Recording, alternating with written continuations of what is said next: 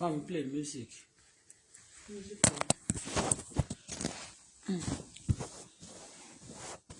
Abosini.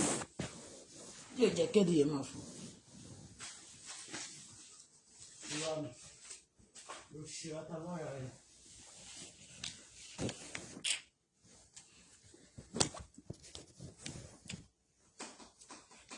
Lórí ìṣirò tamara yìí.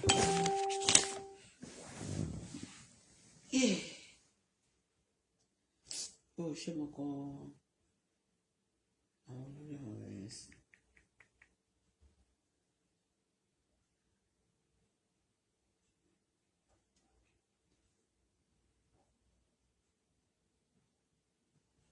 Ṣìnà.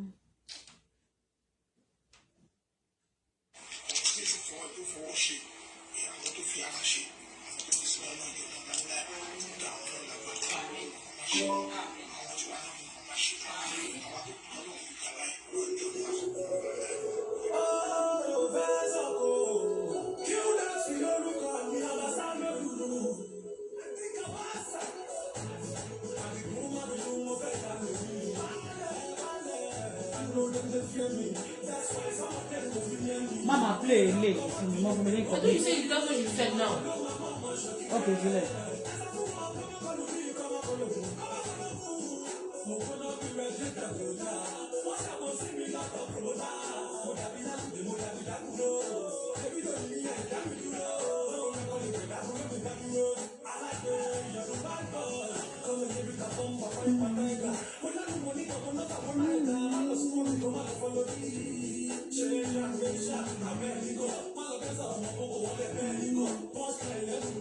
This woman not the waka over, so he just dey steady. No, Ville. Stop it. Ville. Oh, kini yẹn nísìnyí. Láti mi létí.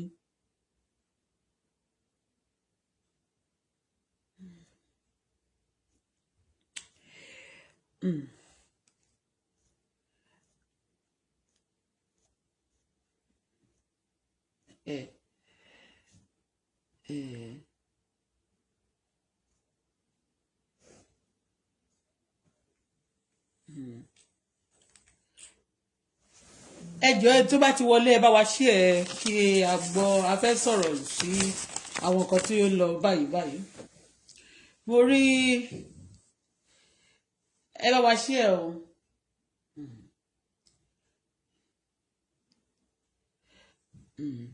Anyway, oníkálukú iṣẹ́ ọwọ́ rẹ wá jèrè rẹ o, iṣẹ́ ọwọ́ rẹ wá jèrè rẹ o, bó bá ṣoṣó lomi ṣe wá jèrè oṣó, bó bá ṣàjẹ́ lomi ṣe wá jèrè àjẹ́, bó ṣòdodo lomi ṣe wá jèrè òdodo o, iṣẹ́ ọwọ́ rẹ wá jèrè rẹ. Hello, iye àwọn èèyàn tó bá wá síbẹ̀ yẹn we are not so going to níwà bọ́dà. I will start with the Ajoke first. No, let me start with Yinka. Yinka is from a career Akoko. I saw Yinka video now, they tag me, pé kí n wo ọmọ career kan ló ń kọrin ẹ̀. Yinka tó máa ń ṣe ọ̀rọ̀ kú àtòbò lára àwọn irinṣẹ́ K1, MC, àwọn tó represent lórí social media nìyẹn. Àní nígbà tí mo fẹ́ sọ kọ́kọ́ fún yín lónìí, tán bá sọ̀rọ̀ nísìnyí wọ́n ló ń jealous ẹni tó bá ti misquote anyway. Ní tẹ́ máa fi cover up nìyẹn, but I don't want people to cover up. I want gbogbo yín pátápátá, gbogbo yín tí mo fẹ́ pè yẹn, mo sorry gan, I'm not going to support any bullshit. Ẹ mọ̀ wípé reason tí mi ò fẹ́ fi mi ní support anybody lónìí, ó náà ní wípé gbogbo yín lẹ ní mission. All of you now you stand me say Yinka ó ní ó ń kọrin, ó ti kọrin ẹlẹ́ẹ̀kejì tó ti fi bú Esabod rẹ̀, but lórí social media yìí nígbà tí wọ́n kọ́kọ́ run wá tó wá tákù mi. You know Yinka is from my career Akoko, from my village. Àwọn olórí burúkú tó bẹ̀ wá lára wọn gbà mí ti kú ìmí ìdẹ́sì wà láyé. Báwo mo ṣe mọ̀ pé Yinka ipò ọmọ ọ̀kà rẹ̀ ni? Kò sọ fún mi ìgbà tó dé síbí ọ̀dọ̀ Esabod ló lọ. Gbogbo yín sì ń gbà tẹ́ ń bú Esabod sí. Aláyé bàjẹ́ ni gbogbo yín majority of you. Ṣé ẹ mọ̀ pé Esabod ń pa ayé èèyàn jẹ́ abẹ́mọ̀? Yinka ṣó mọ̀ wípé ìwọ gbogbo ní òṣìyẹ because now This person now hunt all of you. But woman yẹn sìn, gbogbo tó bá ti ṣe ìkà fún yín, ó wá ń dùn yín, you now singing. Ọlọ́run burúkú ni gbogbo yín kẹ́kọ̀ọ́ sí lọ. You are all evil. Má bínú jọ̀wọ́ rí máa ń pọ̀. Ó máa ń dàbí pé kí n rí wọn, kí n sán wọn, kí n ká fọ́gi mọ́ wọn lórí àbí ká fọ́ wọn létí. Yinka came to this social media then because when I started talking about gbogbo nǹkan tí wọ́n ṣe fún mi Nigeria, they place Yinka, but èmi mo jẹ́ nìkan tó yẹ pé wọ́n rò bóyá máa fi Yinka lẹ̀ máa tákù ẹ̀ because this is what they do. Wọ́n máa mú àwọn èèyàn méjì. Àwọn tó bá wá láti ilé ẹ̀, wọ́n sórí wọn mú ẹ, kọ́ máa bẹ́ ẹjà. Yinka ẹlẹ́nu yagbada bí ẹ sábọ̀dù ṣe ń pè yẹn. Yinka olórí bí orí awó. Yinka olójú bí ojú ẹni tíṣà ìṣàmùṣà láti jẹ. Nígbà tó dé sórí social media yìí, ó bẹ̀ sí bí ni láti wá represent kó lọ support ẹ sábọ̀dù. Láti jẹ́ kí ogun lé lórí àwa. Tó bá gbọ́ lónìí kò lọ gbọ́. Ẹ wá ń kọ nítorí pé ó ṣèkà fún ẹ ní ṣoríire. Yinka mi ní ṣépè fún ẹ. Ṣùgbọ́n iṣẹ́ ọwọ́ ẹ̀ máa ọkọ̀ gbogbo ní tó kọ̀ọ̀kan yẹn kó sì dànù ó ní gíftì gbogbo òṣì ló ń ṣe gbogbo yín òṣì lẹ́ ń ṣe gbogbo yín ó bóyá ẹ̀ mọ̀ ẹni tó jẹ́ Yinka Yinka T&T olóko àti òbò ọmọ Ìkàrẹ́ ni she is from Ìkàrẹ́ Àkókó in fact gbogbo oríkì mi tí mo kì í bíbà wọ́n ti fi kì lórí bíbà wọ́n wá tag mi Wàsíù ni àtàwọn MC apàyàn àwọn tó ń pàyàn tó ń ṣe ritual ni Yinka represents. Yinka came to represent to come and give support to Esabod then when I start talking on this social media share on about her but today because those people and kò tẹ̀tí ìpẹ́ tó mọ àwọn MC yẹn àti Wàsíù gbogbo wọn yẹn kò tí ìpẹ́ tó mọ wọn wá búra fayé ẹ̀ búra tó bá jẹ́ pé ó ti pẹ́ tó ti mọ̀ wọ́n but nígbà tó ń gbé wá tó ń wo àwọn tó máa tákù wa wọ́n wọlé wa lọ wọ́n da gbogbo Ìkàrẹ́ rú wọ́n da gbogbo ilé rú wọ́n da òdẹ̀ rú ó wá ṣe tó ń sìn Esabod wá dìde ogun ṣe nǹkan tó ṣe fún ọ wá jò wọ́ orí páyé ẹ̀ bàjẹ́ orin tó kọ fún gbà yẹn tó kọ́kọ́ kọ sórí yẹn ó useless àbí kò useless ó wá ń sọ ìyá òṣì orin ló fi ń da lóhùn olóṣì ní Yinka olóṣì kò sí nǹkan kan tẹ́ lè ṣe ń sìn tó lè jọ wá lójú tá máa fi give support àbí tá máa like olórí burúkú nìwọ gan iṣẹ́ ọwọ́ ẹ̀ ní tó bá ṣe lórí social media tó bad ni tọ́lọ́ bá sọ ẹ̀sọ́ fún ẹ láyé àwọn mẹ́ta máa ṣí láti ilé ọkọ délé ọkọ ni tó bá ní ọkọ àbí tó bá níyàwó ìyàwó wọn máa ṣe ṣìnà wọn máa ṣòṣì bí ẹran oníwo wọn bá yé jẹ́ wọn bọ̀rùn jẹ́ wọn ní gbogbo àìsàn ayé yìí fún nǹkan tó kọ do you know the meaning of the song tó kọ ṣé ẹ mọ̀ pé Esabod ń ṣe ìkà. Do all of you know that Esabod is evil before or not? But because now that is haunting you, you are not feeling it. Call up pé bó ṣe ń wá rire, ẹ̀yin ṣe wá ń kọrin. Àwọn èèyàn ò mọ̀ pé ó wá nígbà yẹn wọ́n máa tẹ̀ sórí social media because of me. Wọ́n mọ̀ ní wọ́n mọ̀ àti tó gbọ́ fẹ́ máa da Ìkàrẹ́ rú lára àwọn tó ń da Ìkàrẹ́ rú ńgbà yẹn. Àwọn politician àbòrè lára wọn ti kú torí ẹ̀ tẹ́lómi ìbá kunu àní. Kò sẹ́ni tí ò ní kú o, ṣùgbọ́n àfi kú yọ anybody.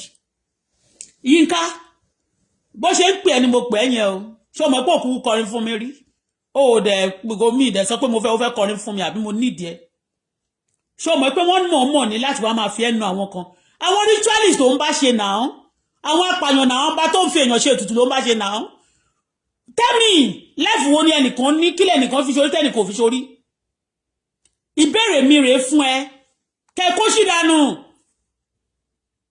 ẹ believe pé ẹ fẹ́ gang up against ẹnìkan ẹ máa rí pé ń play game yẹn inú kan tó lẹ́ máa jì sí ayé ní òní bẹ́ńṣọ́ ẹ̀yọ́ lórí burúkú yìí tó bá fẹ́ sọ̀rọ̀ wọ́n máa categorize èmi àti Esabod as the same thing olóṣì nìyí náà à ń sọ̀rọ̀ àjálẹ̀ wọ́n pààyàn ṣé wọ́n pààyàn náà jẹ́ ẹ̀ṣẹ́ àjálẹ̀ wà náà jẹ́ àbí kò sí ṣé wọ́n pa àwọn tó represent wọ́n ń pààyàn àbí wọ́n ò pa èèyàn are they terrorists or not? Those people who send you to come and represent them on the social media there. That you support Esabod because they actually raise Esabod and Abike to represent them in the diaspora. And they are giving support to everybody. When they empower all of you to support them so that the heat can be strong on me. Olórí burúkú ni gbogbo yín now. Shut up, Joko Koshila. Torí nígbà tó wá bú MC tó wá ń ṣe kọ́kọ́ fún ìsìn. Àbí tó ti wá bú wọ́n sí, ó wá di pé wọ́n ṣe wá ń kọrin. Ó ti wà pé nígbà tó kọ́kọ́ dé ni ó rí gbogbo nǹkan tó ń ṣe fún mi ni. You are there on the Facebook for a mission. And you supported the Esabod. Why are you coming for Esabod today? Is Esabod those evil things that Esabod is doing? Social jebere lónìí ni. Kó máa ba yeyan jẹ́. Ìgbà tó didi mú Ọbaláàfin Ọ̀yọ́ tó pàdánù. Nítorí pé àwọn MC àti àwọn gbogbo àwọn tó wà ní House of Rep ní Lagos State wọ́n dóyàwó ẹ̀ gbogbo àwọn union àti Wàsíù Ẹ̀dé ṣé gbogbo ẹ̀rí kankan ṣe sígbà yẹn. Why you do that now? Tell me. Kí ló wá fún yín ní idea pé you are all better than Ọbaláàfin Ọ̀yọ́. Nígbà tí wọ́n sì lè ní God tó pa ọba odidi ọba ta lè ní tí ò lè pa torí pé wọ́n wá yóò ṣe mọ MC ò wá ṣe bí olórí burúkú kan sí ó ní wọ́n ló ń kọ ẹ̀kọ́ sí dànù kó sí lọ. Esabod can never be. Esabod is a curse from the throne of God. It's a curse, but at the same time, all of you that have supported him, fighting me then, you are all curse. It is late for you. You are all terrorists. But there's a division in your camp. That is why today you are fighting. You are now singing for him. All of you believe that you are fighting, want to fight him. Just to say that kilo ti ṣe nsin. Esabod ti gentle nsin. Kilo ti ṣe tí ó ti ṣe rí. You are the one sending him. If somebody is crazy and then you are not contributing to the craziness, you are not telling him to continue to do that. You are not giving support. Shoma David to den yẹn ó wá hàn tí ẹ̀yin ṣe wá ṣe bí olóríbùkù en tó àwọn tó ń support yẹn read my lips MC bá jẹ́ kó kúrò ní president àwọn union kó di president o Nigeria he is a terrorist tó lè repent wọ́n láwọn Boko Haram gbogbo wọ́n repent MC náà wọ́n lè gbogbo wọ́n ti repent so ti yé but before today before they repent they are terrorists. So all your supporters, the people you are supporting, they are terrorists. You too, Omoche terrorist is a terrorist. Fuck off. Yinka, fuck off, all of you. I'm not supporting Esabod. Who is Esabod? Esabod do ma jegba. O ma rò pé ó máa bú mi jẹ ńjọ́ sí. Wọ́n máa bẹ̀ gbogbo àwọn mo kọ́kọ́ tí wọ́n bá ti pé wọ́n bẹ̀ sí mi àwọn tó bá ń bẹ̀ sí mi yẹn àwọn ni máa kọjú mọ́ máa make sure pé ayé wọn bàjẹ́. Máa make sure pé ayé wọn bàjẹ́. Ká bá ti wá lele yoro máa fàbọ̀ fẹ́ dìyẹ ẹ ní sóríire. Oríkì bàbá mi arógun má ṣaṣọ tẹ̀ márùn ni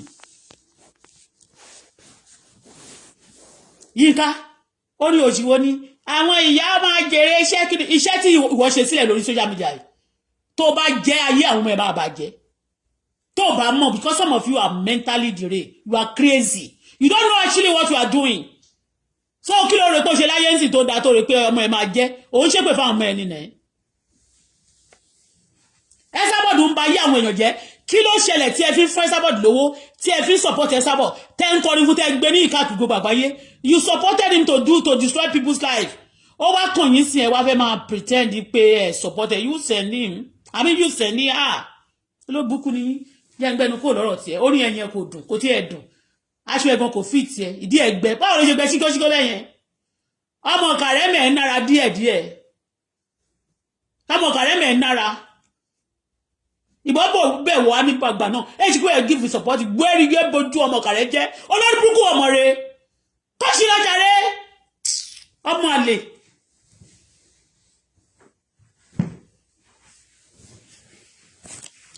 So number 2 Ìyá Ìbàdàn the former Canadian citizen before Ìyá Ìbàdàn Àjọkẹ́ gbẹ̀lẹ́ báwo ni ìwọ ní títí ẹ ó ti bẹ̀ mí ò níjọ́sí but ìwọ náà gbowó wọ́n dẹ̀ sanwó fún ẹ báyìí wọ́n ní ó kúrò mọ́ mi lè gbàgbé ẹni bá ṣu ló gbàgbé ẹni tó kò lè gbàgbé láíláí ọ̀dọ̀ ó ti lọ Mẹ́kà ó dẹ̀ bẹ̀ mí láti Mẹ́kà mo dẹ̀ ní fídíò ẹ lórí platform mi but tí mo fẹ́ sọ lónìí ó ti yé tòótọ́ la fẹ́ sọ ìwọ náà wà lára àwọn tó wọ́n bẹ̀ ń gbà yẹn ọmọọṣẹ́ Esabod second in command ló jẹ́ lónìí nígbà tí gbogbo yín wá dé mo ti rí fídíò ẹ wọ́n ti tag mi ẹ tó ń bú Esabod bóyá màá wá náwó màá wá comment sí wọ́n lè comment sí fídíò tó bá polówó pa mi tí bá láṣọ tí bá like but pé kí wọ́n máa bú Esabod kí wọ́n máa comment sí I hate Esabod to the core but now that you are abusing Esabod I cannot see the video ko interest me because the deal have been done all of you are evil ó ṣe kà títí tí wọ́n gba passport rẹ̀ sílẹ̀ Nàìjíríà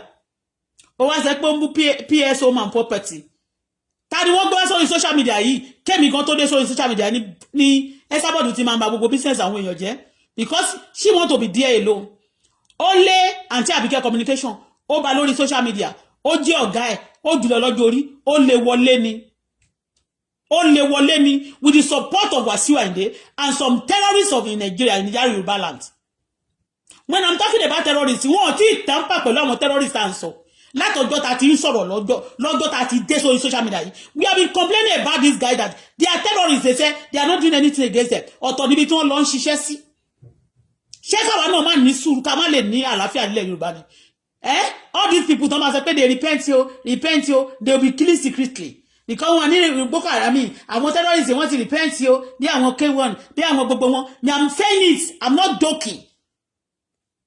The activities those people performing in our society, they are terrorists. You, all of people, àwọn tó ń bẹ̀ yín gbà yẹn. Ìwọ Ìyá Ìbàdàn orí ẹni mo wà. You are a Canadian citizen. But right now they seize your passport according to the history. They seize Canadian passport. We don't know, maybe you fraud the passport. Maybe it's not, you didn't get the passport of Canada in the right way. Because I don't know how they could seize Canadian passport from you. And now they now seize you down in Nigeria. Because when everybody was terrorizing all the kings, Turkey, one also, they bring story for you. And then you'll be telling things that you only for me beauty war. Ogbe lọ sí bank, ogbe lọ sí court. Ológbe lọ, kì í ṣe onìkan ló yẹ kó gbé lọ. Ṣùgbọ́n òun nìkan ló dà pé ara taju. Bẹ́ẹ̀ ṣe máa jókòó nígbà tẹ́ Sábọ̀dù bẹ̀rẹ̀ ńgbà náà. Bó ṣe bẹ̀rẹ̀ ìwọ máa gbé sórí báyìí ni. Tó bá ti lè sọ̀rọ̀ Sábọ̀dù, wàá gbé sórí kan tó ní mo rí nínú fídíò ẹ̀. You saying that every time they abuse Sábọ̀dù like this, you used to carry it on your head. Either Sábọ̀dù is wrong or right. And Sábọ̀dù ò right rí. Lójú tèmi kòrókòrò báyìí Sábọ̀dù always look for trouble. And then after gbàyẹn ó máa claim bí pé victim lòun bí pé òun ni wọ́n disturb. Òun ló máa lọ wájà òun ló máa dìde síyàn. Ìgbà tí Wasiu gbé lọ Nàìjíríà ńgbà yóò padà dé wá purọ́.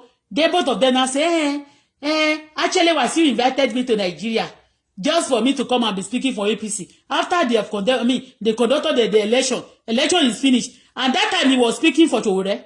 Sowore ni there say ó pẹ̀lú nǹkan tí Onírìṣà fojú Sowore ó tẹ́gíà Onírìṣà yẹn ó tẹ́tí àgà sójú Sowore Sowore gan àwọn ọlọ́pàá tó ń bá family sọ bóyá ọlọ́pàá náà wà ní problem but Onírìṣà ó yẹ kó bá fà dáadáa ó ti gbà pé kó tẹ́tí àgà sójú ẹ̀ Sowore Onírìṣà ó fi tágà sí lé jáde ní palace ó ti gbàgbé àwọn yẹn torí gbogbo àwọn tó ń dojú kọ tó kàn wọ́n kàn fẹ́ kàn pa é dànù ni wọ́n bá pa é dànù àwọn ọmọ yẹn kàn máa jìyà nísìnyí gan ìsí máma rò pé torí pé ọmọ yẹn wà l'Amẹ́ríkà wọ́n jẹ́ citizen anything can happen kó má lọ jẹyà mọ́pọ̀mọ̀pọ̀ mọ́ ètè lórí ìjọba tó fẹ́ gbà ń sìn o ò tí ì débì kankan wọ́n ti pàbúrò ẹ̀ kan jọ sí ìwọ náà ń sìn lórí life kínní ni sínétọ̀ kan ti sọ pé wọ́n bá ti yìnbọn fún ẹ̀ dànù.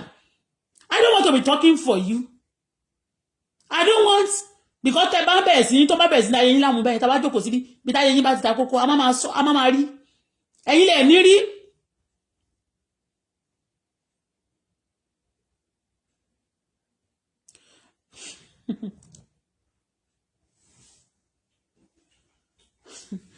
Eléyìí Ìyá Ìbàdàn was in Wasiu party for the mother this okay careful who she fights in Nigeria mi ti ẹ̀ mọ̀ nǹkan tó ọ̀rọ̀ yẹn ó kàn fẹ́ tún ṣèkéde yẹn kò sí nǹkan tó kàn wá kò anybody tó bá wù kó wà ńbẹ̀ ṣó ti yé lórí social media mi láti sí Wasiu pé president èwo president of Nigeria ó dẹ̀ gbé wọn sí síkà wọ́n dẹ̀ ní kó lọ bẹ̀rẹ̀ ó dẹ̀ lóhun ọ̀bẹ anybody ó dẹ̀ ní omi ò mọ̀ ṣá ó ti yé kò sí tó kàn wá pẹ̀lú thank you amebo is my hobby thank you for that kí ló dé tó tún delete ààrẹ I just want me to know after tó dẹ̀ sọ́n sí wá delete amebo is my hobby pẹ̀lẹ́ o má distract wa jẹ́ aṣọ nǹkan tá a fẹ́ sọ ara yóò ṣì so Ìyá Ìbàdàn ó ṣe ìwà ìjọ̀gbọ̀n ẹ àti ìkà ẹ títí your passport is released. I mean, it's seized. A whole Canadian passport. Or are you telling us that passport is a fraud one or is a fake one? Because I don't understand. How can Nigeria? I don't know who seized your passport from you. As a citizen of Nigeria, of Canada. Tolu, I'm on the live chat. Please don't distract. Okay? I won't do. O say coconut rice. O dey say porridge. O tún say veggies. It's very nice. Thank you. God bless you. But don't disturb me. Ìyá Ìbàdàn Àjọkẹ́ Àjọkẹ́ kí lorúkọ ẹ náà? Because I don't want to call you by orúkọ oríkì kan. Ọmọ kan tó bá ti wà nílùú Nigeria, tó bá ti wà ní Canada, tó bá ti jẹ́ Nigeria, be careful if I hear that again. We are going I'm going to cut this phone and I'm going to fight you.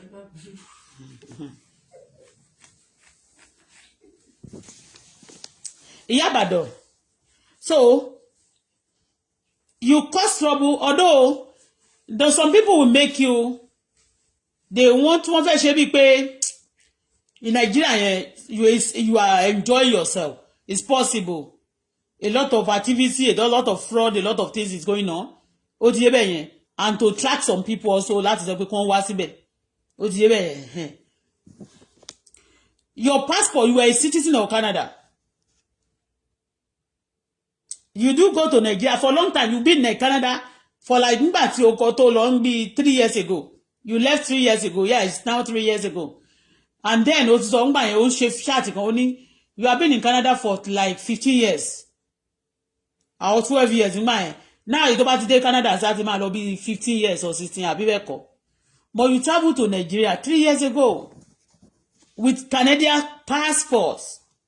Because I saw your passport one day like that.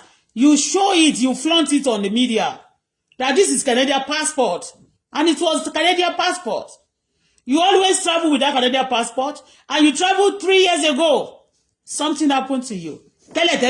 Oh, hide it. You busy hiding it. Nothing happened to me. Esabod himself came out to come and expose you. That they said if you don't produce Esabod, you are not going to get your passports. Abibeko. But thank God, those people you representing there that are busy sending you the evil errand, they try to support you. They make you rich. You build your house. They brought you and what is it? PS. PSO. Tijeya. O ma jẹ stupid ambassador ya lọ́wọ́ Ọlọ́run. Then. O wá dé. Wọ́n gbé PS wá fún ẹ. The PS was organized by the crook people who are sending you the errand. Because I remember in the beginning, Wasiu Ayinde was also part of the people advertising for PS home and property. After that, it was Osupa Said. And when PS started selling Nigeria land, today they say it's a fraudster. You know, when it started selling Nigeria land, you know what caused it? Because they said the Hausa people and Fulani want to take Nigeria land, Yoruba land. That they said Baba Buhari actually gave a law, a order for them to allocate some places for this cattle trainer and sellers. That's what they said. We heard it. So quickly, somebody who close to Buhari also, Baba Buhari respects her, father-in-law. Somebody who close to Baba Buhari now quickly give the information. So they started selling the land.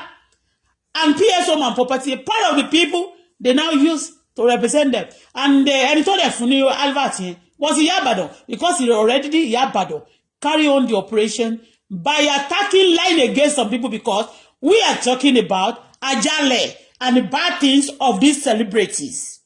And they have godfathers that supported them. We don't know them up to date. All right? But one sort of one, but I'm just talking now. I'm not rude though. If this sound like a rudeness to anybody, apart from these people, tí mo dárúkọ wọn bí Iyabado, tó bá ní mo rude, ó lè lọ pokùnso tó bá ti jẹ́ bí ẹ̀yin tí bá ti dárúkọ wọn yìí. Ṣùgbọ́n ẹ̀yin tẹ́ bá jẹ́ àgbàlagbà tó bá sound rude, ẹ jọ̀ọ́ sá, mi dárúkọ yín ò bọ̀ tẹ́ bá fi pé I'm sounding rude. I'm sorry, okay? I'm very sorry. I'm not disrespecting anybody. But I want to put some things right. These people playing some hanky-panky game. They play nonsense game. And they believe people don't understand them. Ṣé mo ṣe short in it. Yinka mo ti sọ ti ẹ fún. Ó mọ̀ pé olórí burúkú ni madam yẹn. All of them, they know that woman is olórí burúkú. And now they are playing some game. They say, "Wọ́n fẹ́ abu." Kí ni bíbú yẹn fẹ́ ṣe fún? Tó jẹ́ pé you are playing game ni. When you are abusing him now, you might be secretly saying sorry to him. To her. Pretending that, okay, you are abusing her. Because you are partner in crimes. All of you are criminals. Bunch of idiots. Crazy people. Iyabado. Orí topic ẹ la wà. Ìyá Ìbàdàn. You are a caregiver in Canada. You are part of the people. You are the second in command to Esabod, then you live in Canada. Ṣé kí lorúkọ ìlú àdúgbò tán ló ń gbé ńgbà yẹn? And after living, you support Esabod so much, all the plan, Esabod boasting. He have people in Canada. You are not the only one he has in Canada. But I'm telling you, the Yala, they can do things secretly. Now, not like before. Like all of you will be coming out. We are living in Canada. They're going to deal with you. Even though you want to deal with me, you have to do it secretly. You do it openly now. Ìyà máa jẹ yín, á jẹ ti yín, ẹ jẹ ìyà láyà àti ewé ìyà sí. Because the country belongs to God. It not belongs to criminals. Òru la gbọ́ ọmọ òru la ń ṣèkà la gbọ́ wọn sọpọ̀ san gogo. Now, your passport is seized by somebody in Nigeria. Yes, that is why you are hooked. You are stranded in Nigeria, but thank God they pay you for the deal. Well done job for the terrorism you perform actually on the media. Your passport, the Canadian passport, seized by Nigeria, maybe immigration. Somebody seized your passport. After you came from, you returned from Saudi Arabia. You were to Saudi Arabia then. Because after you killing people in Nigeria, all of you now travel to Saudi. You say you are now a Alaja. That's when you apologize to me, that actually you lie against me, that your word, those story, you are not there, but you just you want me to forgive you, and I forgiven you then. But today, lẹ́yìn tó dé Nigeria ni wọ́n fún ẹ ní, they gave you the PS home and property, and they say you and Esabod should be sharing it because partner in crime náà nìyí. Ìwọ ló ní. They connected that guy to you deliberately because Wasiu is involved. Òṣùpá Saheed is involved. Òṣùpá Saheed involved in the sense, patronize, jẹ́ alva, náà ṣe alvat fún PS home and property. And that what caused it. The moment Baba Buhari then, nígbà tí problem Fulani o. All the Hausas bought all the land in Nigeria, I mean, Yoruba land, they have to go, Fulani have to go, Hausa have to go, this and that. That is when you guys, that's when PS home and property, somebody who close to Buhari, I mean, Baba Buhari then actually gave the something also opportunity to that PS home and property. Okay? Suddenly overnight, they became rich. And just to haunt me then, they call Esabod. Today all of you are against Esabod, that is what. Kí lè ṣe Esabod ń sìn? Kí ni Esabod ti ṣe lónìí tí ó ti ṣe tẹ́lẹ̀tẹ́lẹ̀? Ṣé wèrè tí Esabod ń ṣe tẹ́lẹ̀? Ṣó dínkù ní àbólésí? Ó ti dínkù ju ti tẹ́lẹ̀ lọ. Ó dàbí pé ó ti ṣe ẹnìkan tẹ́ ẹ fẹ́ kó ṣe tẹ́ bí pé it's too pressure to you. Esabod was abusing President Bola Ahmed Tinubu tó wá jẹ́ yẹn ni kò ń ṣe òun ni lẹ ṣe ń bú wọn. He abused him. He declared pé wọ́n máa kú. Ó ní wọ́n ti kú ńgbà tó yá. Ó lóun ti sọ pé wọ́n máa kú lóun dẹ̀ ti kú. Kò sí nǹkan tí ó sọ fún President Bola Ahmed Tinubu. So, ẹni tí gbogbo bá yẹn olórí burúkú gbogbo pariwo síta. MC ló bú sí yẹn àbí tó ń bá jà. Lẹ́fí ń ṣe èrè àbí ta ló tún bọ̀ àbí Wàsíù. So gbogbo àwọn yẹn ṣé wọ́n ju gbogbo ṣé Wàsíù ju ọba Aláàfin Ọ̀yọ́ lọ. Ṣé MC ju President Bola Ahmed Tinubu lọ ni? All of you are not crazy then. What is making you crazy now? I don't understand.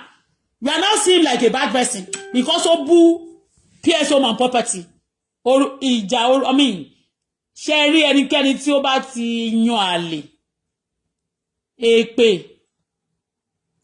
àti ìjà ló máa ń kẹ́yìn àlè. Àlè, ẹni tó bá ti ń yan àlè, tẹ́ ẹ fẹ́ ra yín tí ìṣe pé ẹ fẹ́ ra yín, èpè ló máa ń kẹ́yìn àlè. Wàláì tàláì. Ẹni tó bá rí àlè ẹ̀ tí ò ṣe pé fún tí ò mọ lójú, ó sì ń sanwó ni, àlè yẹn sì ń sanwó ni. Kò sí bí wọ́n bí love yẹn ṣe le tó láàrin àlè sí àlè. Èpè àti ìjà ló máa ń kẹ́yìn wọn. So why today kilo ṣẹlẹ̀ tẹ́ máa ṣe pé tó bá ti rọ́mọ lọ́mọ wọ́n máa gbógun tì gbà tí wọ́n gbógun tì mí tí gbogbo yín tẹ́ pawọ́pọ̀ pẹ̀lú ẹ sábọ̀dù gbà yẹn kọ́ yẹn bá lè lé lórí mi tí gbogbo yín di ọ̀rẹ́ ìgbà yẹn sábọ̀dù ò kí ń pọ ọmọ lọ́mọ kò bínú sí ire ọmọ lọ́mọ àbí mo bèrè ní kò ń bínú sí ire ọmọ lọ́mọ kò máa yọ ọmọ lọ́mọ jẹ́ kọ́ lọ pé bó ṣe ń rí wá nìyẹn ìyá àbàdàn òṣìṣẹ́ tiẹ̀ débi èrè máa gbádùn nàìjíríà lọ má gbàgbé gbogbo owó tẹ́ ti gbà náà àti gbogbo property tẹ́ ní tó bá ti yá wọn máa san táàsì lórí ilé ṣó san táàsì ó ti yé bẹ́ẹ̀ nígbà yẹn tó gbéṣẹ́ fún ẹ débi pé ó ń sọ lórí life ó ń sọ lórí life nílé Farida ló ti sọ PS home and property ó sọ ni ó láwọn máa lówó ju President Tinubu yẹn lọ ó ní orílẹ̀-èdè Nàìjíríà yìí ó láwọn máa lówó jù lọ ìgbà yẹn ẹni tó close mọ́ bàbá Buhari ni but Yorùbá lẹ́ni náà PS home and property nígbà yẹn mo jáde mo ní ta ló gúnyán fún ẹ tó nítọ̀bẹ̀ òṣòro mo ní so ìyá àbàdàn ó máa lówó ju President Bola Ahmed Tinubu lọ ní Èkó ní Nàìjíríà kò ní Èkó ó ní Nàìjíríà yẹn torí pé ó láwọn tó ń represent ń gbà yẹn tó ń fún wọn ní agbára tó ń bìlí pé tó bá lè padà wá jẹ president àbí tó ẹni náà bá padà wá jẹ president mi ìdárúkọ èèyàn o but n tá mọ̀ là ń sọ yìí o toró òtítọ́ máa ń korò mo sọ fún yín jẹ́ yẹn mo ní so PSO and property mo níbo ló ti bẹ̀rẹ̀ òjò tí ó rọ̀ tó ń ṣú bọ̀ kó tó di pé bẹ̀rẹ̀ sí lówó yẹn ìyàwó ẹ̀ náà ló kọ́kọ́ lọ sí èmi ò yíyọ̀yàn o èmi ò kí ṣe kí ni mi ò yíyọ̀yàn. Anyway, let me tell you, if somebody wants to give you money, and those things, they even award you billions of naira, there's nothing give anybody audacity to get the Canadian passport from you. But you are there now, you be pretending as if you're happy. Tó bá lówó yẹn ńkọ́ tó bá wá ní Canada tó sọ pé I'm here, I'm going to Canada in 2 days or 5 days, I'll be back. Iyì náà ni. Ọba má jẹ́ nkowe yẹn. Iyì ni. Okay, you spend 2 days or 1 week in Canada. You back home, you go back to Nigeria because you have business there. That's the respect of it. But you are stranded because of your punishment. Most of you, they now take things, they look, they present, I mean, they build things, they present it to people as if, oh, everything is nice. Everything is okay with you. That's why you just decide to stay in Nigeria. That's not your mission. You are being hooked down. Yes, you are being hooked down. Your passport was seized because of the atrocity of you and your ex-husband. You see, I'm not talking to you now because when they ask about it, wọ́n hate ẹ ní, he hates ẹ o, mi dẹ̀ jealous ẹ o. Mo ti gba kádàrá mi o. Mo dẹ̀ mọ̀ pé ní ọjọ́ kan Ọlọ́run máa pay me back. Iṣẹ́ ọwọ́ yín máa jẹ́ o tẹ́lẹ̀ máa rí pé wọ́n sì fún yín lówó yẹn. Mo lọ́kọ wọ́n ti organize ọkùnrin kan fún yín. Mo ń lọ pàtí lójoojúmọ́. Yín tó wà lẹ́yìn ọ̀fà jèjì lọ. Ẹ sì máa san owó ayé aláyé tẹ́ ẹ rà yẹn. Wọ́n náà máa ń ra ayé gbé ni.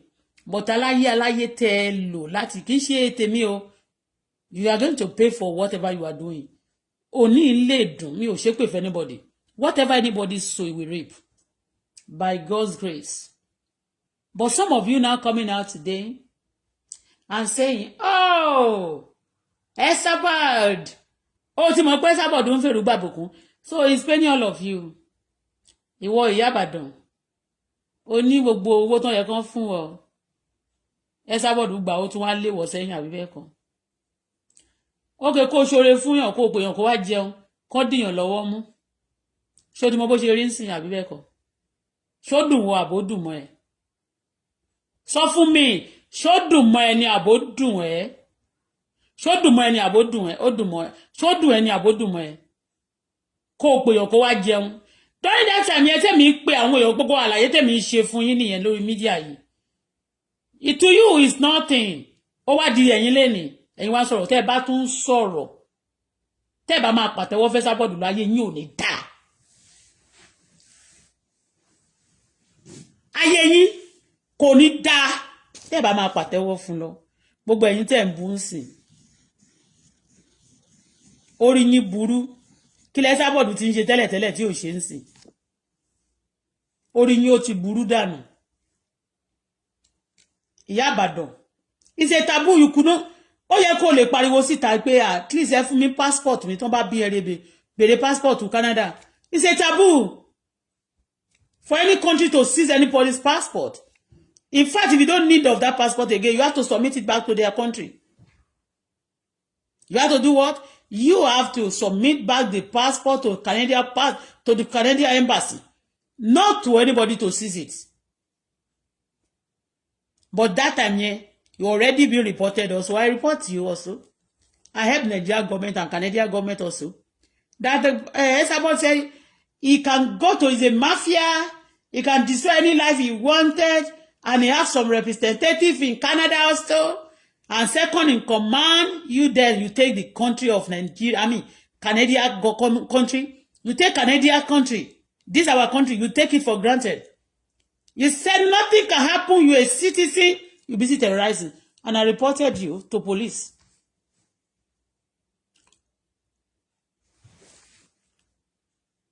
I reported you to police. Because somebody said it's coming to Canada to come and destroy herself. And she has been coming to Canada. And for that, I clap for Canada today. God bless Canada. But today, wọ́n sanwó fún ẹ torí pé Wàsíù àti àwọn olórin ló ṣiṣẹ́ fún gbà yẹn. Ẹ mọ̀ káyé ọmọ ẹlòmíì bàjẹ́ kò kàn yín. Ẹ máa sọ pé ìrìnsẹ̀ ọwọ́ ìlòyà ẹ̀ ló jẹ. Àwọn tẹ́ ṣe fáwa náà yẹn tẹ́ sọ pé ìrìnsẹ̀ ọwọ́ wa la jẹ àbí ìrìnsẹ̀ ọwọ́ anybody la jẹ. Ìtẹ́ yìí náà ṣe yẹn ẹ ti ṣe ẹ ti rò pé ó ti lọ. Ẹ máa jèrè ẹ. Bọ́n ṣe máa kúrò ọmọ yín náà nìyẹn tó máa dìde ogun sọmọ yín wọ́n wá tọrọ fún ìdájẹ́ ìwọ́n tiẹ̀ ò tọrọ fún ìdájẹ́ ṣe iṣẹ́ Auto-Bola kì í ṣe èmi nìkan ló ṣe fún o for many people tó rò pé ó ṣe ń gbà yẹn lára àwọn tó apologize fún náà ni wọ́n ní wọn ò gbà tó ń sùn ẹ̀ sí kóòtù yẹn tó náà fẹ́ rùn ayé ẹ̀ torí pé ó rùn àwọn wọ́n tiẹ̀ mọ́lé ìyẹn padà tí lóyìnbó lọ ń ṣe ọmọ ọ̀dọ̀ fún mi beauty world màmá sọ fún mi beauty world ó fún mi ní cream kò fún mi cream rí o mo kàn fi pọ́nlé ńgbà tẹ́fẹ́ bá tiẹ̀ jẹ́ ńgbà yẹn despite pé mo mọ̀ pé fún mi beauty world ó ti fẹ́ wà sí òrì ó fẹ́ délé òdùlé rí mo mọ àwọn tó ti fẹ́ rí tó fẹ́ rí dáadáa despite all of you kò ṣe pé fún mi lówó ẹ̀yin ló fún lówó iṣẹ́ tó bá fẹ́ bá yé wọn jẹ́ tán sórí wọn mọ́ títì àwa la máa gbálẹ̀ lọ́wọ́ fídíò mi kan máa pariwo ṣe fún mi beauty world cream ẹ̀ dáa kò sí nǹkan tó ṣe kò fún mi cream rí o èmi àti ẹ̀ ò tiẹ̀ sọ̀rọ̀ rí bó ṣe wà yẹn but when you trying to destroy the lady or you succeed I was trying just to encourage her pé cream ẹ̀ dáa o this is what you do tó bá wá bẹ̀rẹ̀ pẹ̀lú yín ẹ̀yin tẹ́ gbẹ́ lẹ́yìn báwo ni òṣèré gé yín jẹ pẹ̀lẹ́ yín ẹ̀yin lẹ́ ń fún ní instrument tó máa fi jà ó máa fi pa yín last ni bó ṣe jẹ́ nìyẹn náà Ìyá Ìbàdàn wàá máa ṣe bí pẹ́nu ẹ̀ dùn wàá gbé ṣọ́ọ̀bù kóró pé tó fi ń taṣọ ó gbìyànjú náà o àti ṣọ́ọ̀bù ẹ̀yìn náà sì máa wọ bí ó máa wọ bí some millions ó gbìyànjú akọ́bẹ̀ la ṣe díẹ̀ ló lé o try gan Ìyá Ìbàdàn ó gbìyànjú ṣọ́ọ̀bù yẹn ló bá máa ṣó fáwa torí pé à ń pariwo ní Canada a day níwájú Ọlọ́run ó dàbí 1,000 years ní ìgbà tí Ọlọ́run dá ìkó lọ sí òní padà ó dàbí ẹni tí ń làlà ẹ̀yin wo nìyẹn hello.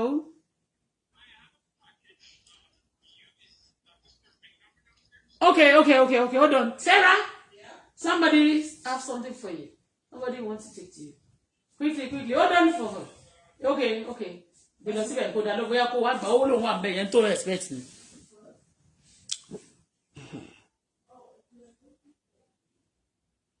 All on one tabuya ko wagba. Abi ko shi gate. Okay, Nico do there. Go with the phone. Okay. All right. What if you Okay. Thank God. Ìyá Ìbàdàn. Gbogbo yẹn máa ṣe pé ẹni tó bá ti ọmọ lọ́mọ listen you are trying to present to the whole world pretend to the whole world that maybe Some people have haunted you. Even yinka say, if you Auto-Bola like me now, because I don't want to celebrate bullshit. How can you, all of you, have dealt with me? And when you want to celebrate your birthday, at a moment celebrating, you want me to be celebrating you? You mad or something? I'm not jealous of you, but you are just too, you are smelly to me, some of you. I'm not jealous of you. How can I? Go and check my account before. Like I saw Ayefele last year when 2 months ago, one don't be more. Ọmọ wọn náà tún ṣe birthday, mo celebrate ọmọ wọn. Ọmọ ma ṣe birthday, mama lọ kí for what? Kí mo fẹ́ máa kí fún? Mi ò ní mo fẹ́ kọrin kò dẹ̀ ń ṣọ̀gá mi. Tí bá ti pè tí bá sọ owó kó má wá. I don't want to be celebrating you. Then way because then when I was busy celebrating all of you, they busy beating me up, disturbing my life. They try almost kill me. Nobody speak for me. You want me to be celebrating you? Tó bá jẹ́ pé ńgbà tí wọ́n fẹ́ pa mí yẹn, wọ́n ti pa mí before today, ṣé mo lè máa celebrate yín? Abẹ́ ìyá wèrè ni. Oh, fafego. Who is this? Hello? What happened?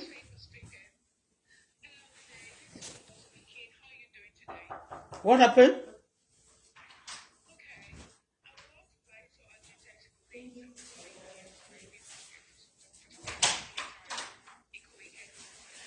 Please don't call me. I'm not interested. Stop calling me. Okay? All right. Stop calling me. Stephen Akitayo. Stop calling me. Help me. Money do me. If you call me again, if I block them now, they will call me again. Stephen Akitayo. Lára àwọn tó ń talẹ̀ Nàìjíríà tó ń kó Nàìjíríà. Nǹkan tí wà mí báyìí wọ́n fẹ́ sọ pé kí Stephen Akitayo. And if you want to give me the advance, you give me money. Don't be saying, Mama, introduce me. What's your way for me? You are making noise. Okay. All right.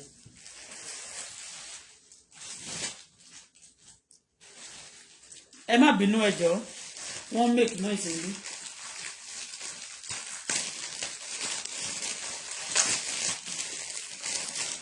Hello, mommy.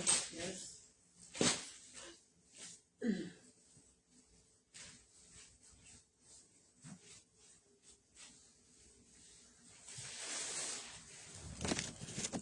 Ẹ má bínú.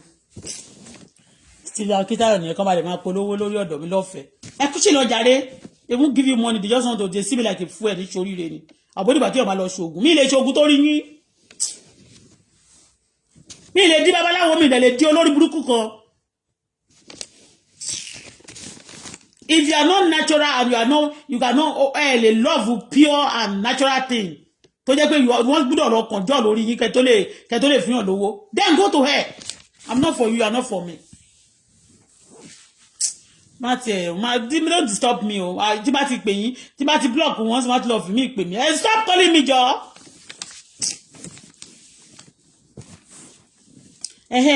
Ìyá Ìbàdàn, jọ̀ọ́ jẹ́ ká continue jàre. Orí pé ọ̀rọ̀ tiẹ̀ torí pé you are a Canadian citizen just like me. You see, before you're supposed to be a neighbor, but because of the wickedness, your children is still here in Canada, and I'm very sure some of the time, táwọn ọmọ ẹ bá ń lọ sí Canada, if they are in Canada here, if they want to even get school loan or whatever, they be sending something to you. Because I remember then a day to your traveling, o lọ sí garage, o lọ ra mọ́tò tuntun brand new, and you show it that day that your son want to get a car because you are traveling to Nigeria. I mean, there is somebody you eventually go to Nigeria. I congratulated you then. I say congratulations, Ìyá Ìbàdàn. So I never hate anybody, child. Despite you did evil to me. O pa irọ́ mọ́ mi. O pa irọ́ yẹn. O sick, but no problem. Your children are here in Canada, but your passport together with you are seized and in Nigeria, and you are going to party up and down. Some of those people going to party, tán bá lọ party láti London, wọ́n máa padà sí London. Ìbí tó wá láti Canada padà sí Canada. Ìbí tó bá lọ wá láti America padà sí America. What about you?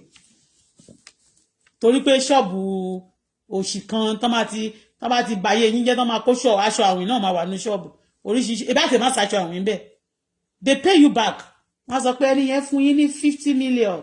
Ó ní kẹ́ ẹ pín PS home and property. Because bàbá Buhari ní pé kó fún àwọn kan allocate àwọn tó sin màálù kan fún wọn nílẹ̀, wọ́n ní wọn ò fẹ́, wọ́n wá bẹ̀rẹ̀ sí ń ta ilẹ̀, wọ́n bẹ̀rẹ̀ sí ń fraud àwọn èèyàn lórí social media.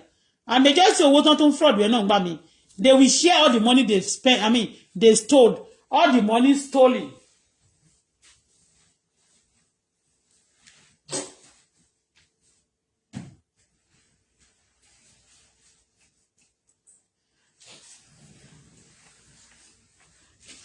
Oh, they clone kwele jo. Ayo lo mama yo ni suko.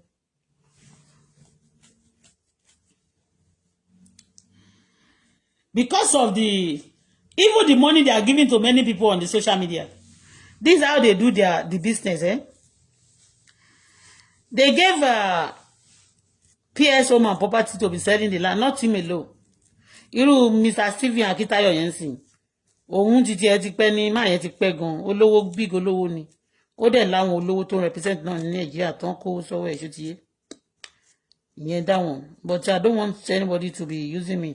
Come and rent ẹnìkan sí bá ti wà lórí media come and sọ pé tí wọ́n fẹ́ gbàgbé tibẹ̀ yẹn. You can't do that to me. When I even need help to pay my rent, nobody gave me penny. So nobody must call me. There was a time I called that Mr. Stephen Kiniko Tayo. Timoni, I want to sell my things in Nigeria, my land and Kiniko. And he said I should send the address. After sending the address, he didn't do anything again. All of you, woman, you can shake for me. To buy your ma fe ma pe mi. Abi e ma fe need me. E ma need me. Me olowo buy but even my word is expensive these days. And that's why you see many people cannot even stand it. Only those who liar onikan lo le wa wo. Now, the land was given to PS home and property. Okay? Because of game then tó long ba náà. Wọ́n dẹ̀ pé ìwọ náà nígbà tí wá sí un polówó fún PS. You too, you are one of those people tó ń ṣe advert fún PS. Wá sí un polówó fún PS o. Ìyá Ìbàdàn polówó fún PS o. Wọ́n ní kó gbé wá sọ́dọ̀ PS. Ó wá fún ọ̀gá ẹ̀ ní 8 million nígbà yóò fún wọn ní 5 million. Eventually ó wá padà ń fún ọ̀gá ẹ̀ jù bẹ́ẹ̀ lọ ìyẹn Esabod. Gbogbo yín tẹ́ wà ńbẹ̀ ni mò ń sọ yìí. So kò sí wọ́n ṣe máa porí iṣu tọ̀ ní porí kòkó. Ojú wa sí òfò ó gba 2 plot of land níbo tó ti believe pé kò sí nǹkan tó máa ṣẹlẹ̀ láyé yìí. Pé gbogbo àfi kò ń pa Auto-Bola yẹn àbí òun ti ṣe nǹkan tó bá ti ṣe àṣegbé ni. Mo dẹ̀ sọ fún yín pé iṣu àtẹnumọ́rọ̀ kò kí ń jóná. Iṣu àtẹnumọ́rọ̀ kò kí ń jóná. Àṣegbé ò dẹ̀ sí láyé àṣepamọ́ ló wà fúngbà díẹ̀ dẹ̀ ni. Mi ò bẹ́nu mi dákẹ́. Mo sì ń sọ gbogbo nǹkan tí mò ń sọ títí di òní. Wọ́n fún ẹ níṣẹ́ náà. Ó wá ní Ìyá Ìbàdàn Esabod nǹkan ó gba gbogbo ó wá gbowó yẹn ó wá da ìwọ àti PS rú. Ó wá sọ fún ìwọ ọkọ ó wá sọ fún PS ó wá sọ fún gbogbo àgbáyé pé ìwọ ń fẹ́ PS ó dẹ̀ mọ̀ pé ó lọ́kọ ó fẹ́ bà marriage ẹ jẹ́, isn't it? So o ti mọ̀ pé Esabod máa ń bà tèèyàn jẹ́ tẹ́lẹ̀ kó tó lọ bá kò bà marriage ẹ jẹ́ bí ó ṣe succeed láti bà marriage ẹ jẹ́ tí mi ò dẹ̀ believe pé kò tí ní succeed kò dùn mẹ́mi gan nínú torí àkàìmọye àwọn èèyàn tí Esabod àti ẹ̀yin pẹ̀lú wọn tẹ́ fi ọjọ́ bá tí wọ́n jẹ́ báyìí tí àwọn yẹn dẹ̀ ń sunkún títí di ọ̀la tíyín tí Esabod ò tí rí bàjẹ́ iná gan kò tí ì dùn mọ́ wa nínú ó yẹ kí tíyín náà rún jẹgẹjẹgẹ kò sí tó fi ṣe yẹn kó múyàn lọ sọ́dọ̀ èèyàn kó wá padà wá gba ẹni yẹn lọ́wọ́ ẹ̀ kó wá di ọ̀gá lórí ẹ̀ ó ti mọ bó ṣe rí bí àwọn màláìkà ṣe wá sọ́dọ̀ wa tí wọ́n ní wọn mà rówó ra tíkẹ́ẹ̀tì Ọlọ́run dẹ̀ lò wá fún wọn tán wọ́n dẹ̀ sọ fún wa pé ìdíre kala bá àgúdọ̀ lọ́wọ́ àwa la gbúdọ̀ jókòó sójú kan sí káwọn máa lọ sókè káwọn máa lọ sódò àbòmọ̀ tí ó bá ṣe nínú ẹ̀ ní mo bó ṣe rí lára gbogbo yẹn máa rántí ìyá yẹn abatẹnijẹ́ ìyá ni ṣó ti tú tẹnìkan ṣe rí tẹ́lẹ̀ ẹ sọ fún wa kọ́lọ̀ ayé àwọn tí Esabod tú ṣe torí ẹ máa sọ ń sìn pé aláyéláyé ọkọ wa ò tiẹ̀ lè dàbí ọkọ Esabod tó ń lo gítáyé ẹ̀ bàjẹ́ tó ṣe gbá tó ṣàwò excuse me ṣáyé ọkọ ẹ̀ ṣẹ̀ṣẹ̀ bàjẹ́ ni ṣẹ̀ṣẹ̀ gbọ́ ni ọmọ Esabod mà ló kú tó wọgbó lọ lẹ́kan mà ní ṣé kò tí ọmọ ẹ̀ ò ti kú kò ti wọgbó lọ kó tó di pé wá sórí social media kẹ́ tó mu níyà kẹ́ tó lọ tap anointing yẹn anointing tẹ́ bá ti tap yẹn ó máa ran gbogbo yín torí pé like me tí n bá ti tap anointing kan àwọn tí n bá support ń sìn mo like nǹkan tó ń ṣẹlẹ̀ láyé wọn ni mo ṣe tap anointing yẹn kì í ṣe pé mo fẹ́ gba ògo wọn o, but I appreciate the kind of life they are living. Ìgbésí ayé Esabod wù yín ni. Esabod ń ba tèèyàn jẹ́, ó ń pa èèyàn. A dẹ̀ ní kò sí nǹkan tó ń fẹ́ ṣe fún wọn, ẹ dẹ̀ ń pàtẹ́wọ́ fún. Ó wá dọ́dọ̀ tí yẹn wá ṣe yín sókè bí eyín ẹran. Ògúfe tí wọ́n sun, tí ọ̀ràn ti pẹnu dé nígbà tó ń dúnbú ẹ̀. Imagine, all of you must be crazy. To God, it's not a joke. O risky ayé ara ẹ̀ débi pé, then I'll be telling you that, do you know this is Canada? You may be in Canada before me, but there's something that is illegal. It's not proper. It's not right for you to stay in somebody's system. And somebody saying in broad daylight, oh, Sunday, yes, about the massacre, and he was in America, he was in Canada, and he set her up, and they deported her money. Look at me. Listen and listen good. Èmi ò ń ṣe Kẹ́mi Olúnlọ́yọ̀ o. Èmi ò ń ṣe ọmọ Ìbàdàn. Tó dà sí bá jẹ́ ọmọ Ìbàdàn. Bàbá yàtọ̀ lórúkọ tèmi ń jẹ́ o. O ò lè succeed o. Because mi bá tèèyàn jẹ́ rí o. Mi dẹ̀ group fight. Wọ́n ò lè gbé ẹjọ́ èèyàn wá fún mi pé ká dáwọ́ bò ká pa mí ní bá wọn ṣe o. So you cannot succeed in my case o for that. Gbogbo irú nǹkan báyìí ni gbogbo àwọn àǹtí ẹ̀mí ní Esabod máa fi ń boast. And you are clapping for her then because wọ́n bá tèèyàn jẹ́. Lórí pé ó bá tèèyàn jẹ́ yẹn ó dẹ̀ ń fún yín lówó. Ẹ̀yin náà ti tajé tirẹ̀jẹ́ ti tajé rùpẹ̀. Ẹ máa gbowó òkúta. Ìtẹ́ ṣì kójọ yẹn àdàbí tó yẹ pé kì í ṣe ẹkún ẹlòmíràn lẹ fi kójọ. Àdàbí tẹ̀yin ò bá ba tẹlòmíì jẹ́ tó sunkún. Ẹ ṣì máa sunkún lórí ètò ìnáwó yín. Wàláì tàláì. Gbogbo yín, you are all evil.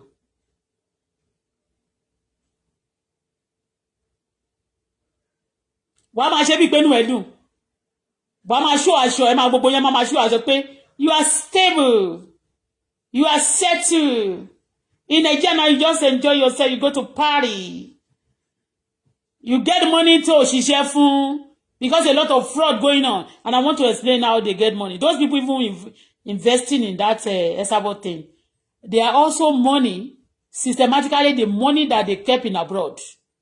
They're looking for a way to send it. So, PS Home and Property systematically helping some people to loan the money. Are you getting it? During the time, tí wọ́n sọ pé wọ́n tún máa ṣe kíni? Tọ́nà máa change owó Nigeria.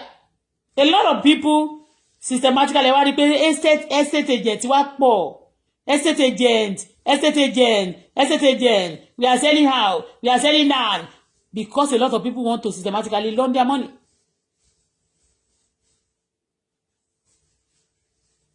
And they give a lot of people also money on the media. Ẹnìkan dédé ló ń fẹ́ ra 2 acres. Ó ń fẹ́ ra 100 acres. Some people who have stored Nigeria money in overseas, systematically giving it to some people also to buy, to invest in those things. Do you understand? And that's why when they stole the money, wọ́n máa gbọ́ pé lè gbowó lọ. Ó gba 1 kìíní kan million, gbà yẹn ó gbé lọ. Because the money is just there, it's now trouble to some of them. And they're just looking for places to lend it, to put the money. Gbogbo yín pátá, iṣẹ́ olè, fraud, iṣẹ́ terrorism lẹ ṣe. Money launderer, àyìn lẹ fa àwọn majority terrorists tó wà Nigeria. Òun la yóò ṣe jọ yín lójú. They give you money to destroy people's life. Nǹkan kan náà lẹ ń ṣe ẹ yàtọ̀ sí kidnapper. Ẹ yàtọ̀ sáwọn tó máa gbé bọn sára àbí tó máa gbé bomb sára tó máa lọ bust àwọn èèyàn. Because somebody fún yín lówó, you do anything to anybody. Fúnra rẹ̀ ó bẹ̀ mí o ní kí n má bínú. Mi ò bínú o, but today Esabod is evil. Ṣó ti jẹ́ gùdù rí tẹ́lẹ̀ nígbà tẹ́ wà lọ́dọ̀ ẹ̀ ni ẹ kó ṣì lọ tó bá ti jó yín bí tó bá ti nà yín ẹ fi jóra kẹ́ wá wò pé nǹkan small kékeré lára nǹkan tó kàn ṣe fún yín tó ṣe fáwọn ẹlòmíì ló ṣe fún yín lẹ́yìn kígbe ẹ lọ kẹ́yìn wọlé ẹ kẹ́yìn yín sí pátá kẹ́kẹ́rẹ́ kẹ́yìn kẹ́ lọ kó sí sọ̀mí kẹ́ lọ sọ̀mí ti gbogbo ẹ̀rẹ̀kẹ́ gbágúngbágún kẹ́ jẹ́ ká gbọ́ràn ìyá àbàdàn a máa tún padà wá lórí orúkọ ẹ̀ ìwọ tẹ́ jẹ́ ká gbẹnu kúrò bá ti pẹ́ lórí orúkọ ẹ̀ jù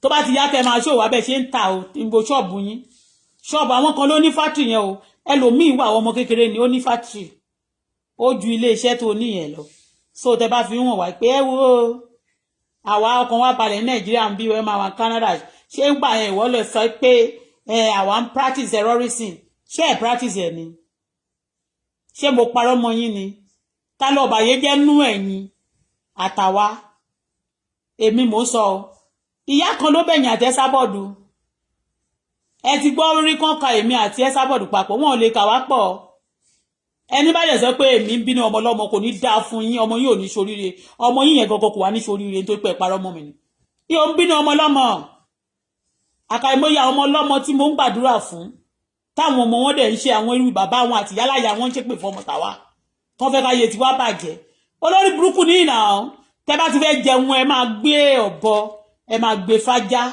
tẹ́ bá gbájá orúkọ ajá ẹ gbé yẹn fólógbò ẹ máa ń pọ́ mọ́ bà fọ́ọ̀kù ọ̀ṣun náà when somebody is right you tell you because of money you are going to earn and because of the influence and the opportunity you believe that person, the other person will give you even if it's wrong you give the right to him and give the wrong to the right person to the wrong person you give the right to the wrong person and give wrong to the right person wèrè ní ilẹ̀jọ́ ìyá àbàdàn gbogbo yín craze PS home and property jẹ́ ká wá bá sórí ẹ̀ ọmọdé olówó ọmọdé oníjìbìtì ó lẹ́sàbọ̀dù ń pẹ̀ lóní jìbìtì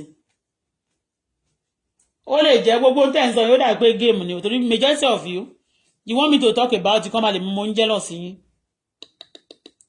rísì tí mo fi sọ̀rọ̀ ẹ̀ ń gbà ẹ̀ ní pé sábọ̀dù á máa polówó fún ẹ á dẹ̀ máa ṣépè fèmí á máa bú mi gbogbo ẹni tó bá fẹ́ rajà lọ́dọ̀ mi á máa ní èmi fẹ́ fraud ó ní títí Ebony fún mi $200,000 ó ní mo wá ó ló ní kí n fi ra mọ́tò ó ní mo wá lọ ra bàtà ó ní mo wá kó bàtà ránṣẹ́ sí mo lọ ti ń ta bàtà ní Canada ń bí àwọn bàtà tí mo rà ní liquidation center mẹ́ owó mi mo fi rà mo dẹ̀ fi empower àwọn èèyàn Nàìjíríà ni àwọn bàtà tí mo rà ní liquidation center mi ìdídì lòdù nǹkan rí yàtọ̀ sí mọ́tò but spaces tá bá ní nínú container máa kó àwọn nǹkan míì sí ìyẹn ó ṣe nǹkan tí mo rà àbí nǹkan tí mo dìídì wá shopping níbẹ̀ tí mo ṣe tó gbé container mọ́tò ni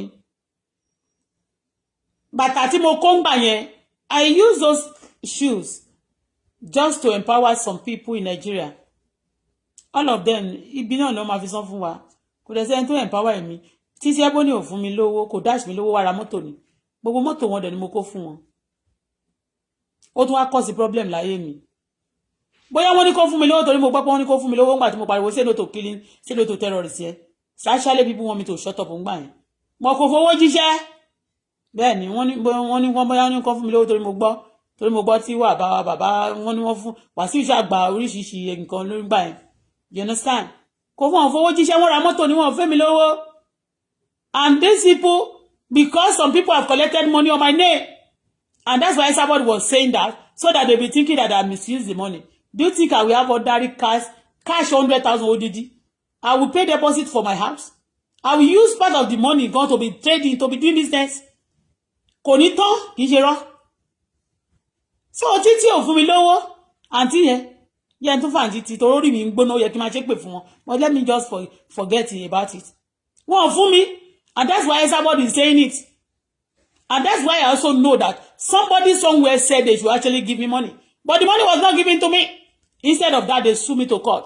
They sued me November 2020. And January 1st, they killed the father of my baby. They assassinated him. You can see. And after that, before then, they've tortured me. They stole my money. They destroyed my business. And upon that, and then, for 4 years now, they have not repented. I believe that even after killing the father of my baby, whatever about it, so come on, they cool me. Come on, ayé mi. They disturb me. Not the pain of the father of my baby, but the pains of my business. Because even when they destroy your business, ó dà pé wọ́n sẹ̀mí wọ́n pa ẹ́ sáyé ni now. Torí ẹni gbogbo yín náà ṣe máa bọ́ta ìwọ kẹ̀ ó lè jẹ́yàn mọ́. Ẹ̀yin náà ní padà jẹ́yàn láyé yìí.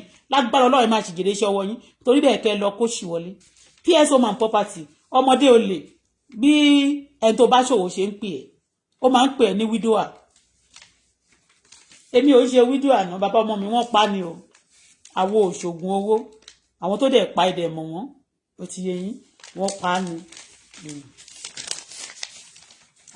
àwọn apààyàn wọ́n wá ṣe tán wọ́n ní wọ́n ń ṣe terrorist níjọ PS èwo láṣọ òṣìgẹ́ tó jáde màmá tó bá máa gba 20,000 sì máa fún yín o lè fraud lẹ́ ń ṣe wọ́n fẹ́ kó sọ̀rọ̀ yẹn wá máa wò pé wọ́n dẹ̀ fún àwọn kan lówó wọ́n dẹ̀ fún wọn lówó má jẹ́ ń tàn yín ṣé rí àjọ wáyé ńgbà kan tó bá jẹ́ tó torí wa lẹ ṣe ń pariwo kiri yẹn mi pé mo rí lè ń tọ́jú ayé yín ẹ ń gbọ́ ìyẹn mi pé mo rí lè disturb ayé yín tí gbogbo yín bá lè máa jáde kẹ́ máa flaunt pé owó tẹ́ bá fẹ́ ìyá máa fún yín 20 million tó bá jẹ́ pé 20 million lẹ́fẹ́ gbà sí tí ọgọ́ ò bá jẹ́ olè tó bá jẹ́ olóhùn ta ilẹ̀ ní 500 gbogbo ilẹ̀ ibi tó olóhùn ta ń jọ yẹn kò síbi kọ̀ọ̀kan tari tó ti kọ́lé síbẹ̀ tí ìbá jẹ́ pé wọ́n fi sísẹ̀mù máa lọ́ọ̀dù owó sọ́dọ̀ Esabod wọ́n fi sísẹ̀mù san owó iṣẹ́ tí Esabod ń ṣe fún àwọn criminals bí ìpè kan ní kán lọ kó ìbọn ní Turkey kán lọ fi ba gbogbo iléeṣẹ́ Dangote jẹ́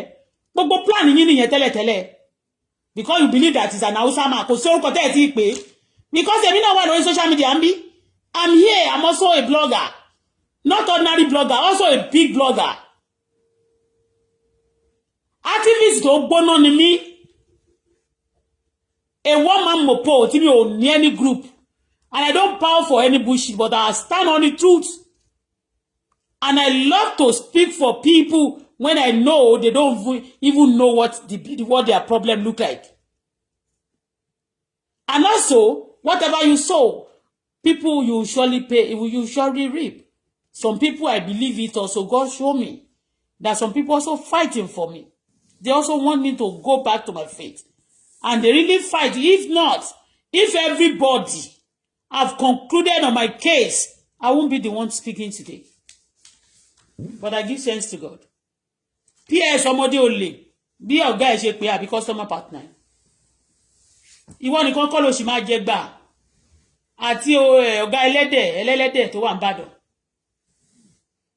all of you systematically they are lending money to Esabod systematically paying back iṣẹ́ tí wọ́n gbé fún Esabod killing of people in Nigeria tí Esabod máa wọn pa èèyàn tí àwọn terrorists tó ń ṣe fáwọn terrorists it's not a joke. Quite unfortunate àwọn èèyàn tó jẹ́ terrorists gangan wọ́n sì ń protect wọn nísìn àwọn terrorists ò ń gbé gbòòrò ọdún wọn máa ṣiṣẹ́ sí lórí ṣá because home is not built in a day àwọn àgbáyé náà ti gbọ́ platform tó kéré sí tẹ́ reduce ẹ̀ kékeré but ó sand èèyàn ò léèyàn bú ìyá ẹ̀ ó bú bàbá ẹ̀ wá ní tó bá máa gba 20 million sí wá fún kò nídìí kó ṣe bá negotiate lórí media ó yẹ kó send south county direct ni olórí burúkú ọmọ olè all of you gbogbo ilé owó tẹ́ ń dárúkọ yẹn by God grace táwa náà bá ti ní ọ̀dọ̀ life ta fẹ́ live ń sìn it's a quiet life kì í ṣe pé ta bá lówó gan because role model àtàwọn tá a mọ emulate you like a quiet life kì í ṣe àìrówó àwọn kọ́ ni àbí àìrówó rà but just to live a quiet life ó ti yé bẹ́ẹ̀ ó máa ń wà síbà gan ṣùgbọ́n gbogbo yín gbogbo tẹ́ ti announce wọ̀nyẹn náà ẹ máa san tax ẹ o ṣe mọ̀ pé tax tó yẹ fẹ́ dàbí ìlú òyìnbó not to be like Canada you cannot announce big money like that kàn bí ìyá ẹ dáadáa kó má san tax àjàjà ilé tẹ́ kọ́ ó mọ̀ pé ilé tá wà gbogbo ilé tá kọ́ yìí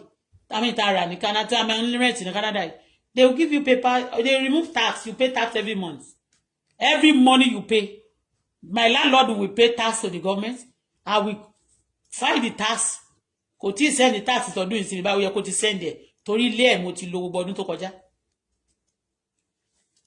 ó yẹ kó ti send ẹ so you pay PS home and property you pay your tax tó bá tẹ̀ pé ní favour ní orí ìjọba tó wà báyìí lẹ̀ ìjọba kan ti wà torí pé kiri ti wà ńlẹ̀ àwọn tax dẹ̀dẹ̀ ní àwọn ìlú náà máa fi generate owó even though gan àwọn civil servant wọn ìmọ̀ máa yọ tax nínú owó wọn so that owó náà máa fún wọn tó bá ti di old time tó bá ti dìgbà tó bá retire so wọ́n máa sanwó fún wọn benefit wọ́n ṣe ń san nílùú òyìnbó tó ń san ní Canada tó ń san lamẹ́ríkà tó ń san káàkiri àgbáyé ṣé ti yé àwọn gbogbo system tẹ like nìyẹn You understand?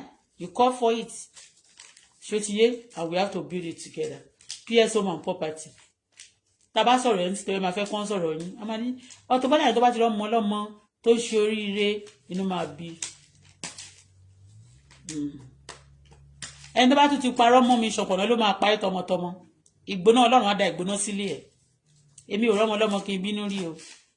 But bàbá ọmọ kan kò lè ṣèkà fún mi kó máa fi ọmọ tiẹ̀ kó máa fi àjọ ọmọ mi kó wá ní kébì máa fi ọmọ ẹ̀ kí máa gbọ́mọ ẹ̀ sórí ọmọ jọmọ lọ ni.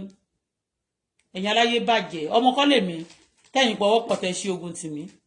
Ó purọ́ mọ́ wọn ni màláìkà yóò fẹ́ bògo wọn jẹ́ ni. Màláìkà ò gbé mi lọ sí ilé kò wọ́n ní gbogbo nǹkan tá a sọ mọ́ wọn irọ́ ni o. Wàsíù náà irọ́ la pamọ́ o. Gbogbo wọn pátá irọ́ yìí náà ni. Simply because àwọn kan máa sọ fún ẹ because wọ́n fẹ́ káṣí wọn tí wọ́n fẹ́ máa ṣe burúkú yẹn lọ ní system wa. Àbí bẹ́ẹ̀ kọ́ PS orí kò tí ì ṣe pè fún Olẹ́sàbọ̀dù ṣe pè fún ẹ. Ta ló lọ sọ́dọ̀ Ẹ̀sàbọ̀dù tí ò dín? Ta ló lọ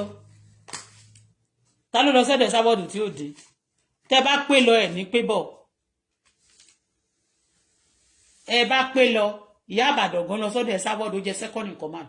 Ó pé lọ bẹ̀ kò pé bọ̀ nìyà. Òun kọ́ ló jókòó sí Nàìjíríà yẹn tó wá ń ṣakọ. Pé òun ní ṣọ́ọ̀bù ó dẹ̀ ń lọ pátí kiri ó dẹ̀ ti kọ́lé kan. Wọ́n sanwó terrorism iṣẹ́ terrorism pè náà fún yín náà. Tẹ́ bá ti ba yéèyàn jẹ́ wọ́n sanwó fún yín. That's àwọn tó tẹ́jọ́ ń ba yéèyàn jẹ́ níta bá ti wá ń ṣàlàyé pé terrorist náà máa ṣe máa nírọ́ ni. Jealous yín o. Tẹ́ bá ní aṣọ tẹ́ bá dẹ̀ taṣọ tí ṣọ́ọ̀bù yín kan bá pé 10. Àwọn kan ló ní factory tán ti ń ṣe ilé aṣọ tán ti ń ṣaṣọ náà. PS home and property òjò tí oṣù tó ń rọ̀. Gbogbo ilẹ̀ tó ló ta yẹn kò sí kankan tán kọ́lé síbẹ̀. Wọ́n ní ti Ìbàdàn nìkan ìyá Ìbàdàn fi wọ̀n wá lórí iṣó kan pé ọmọdé olówó ẹwọ bó ṣe tó.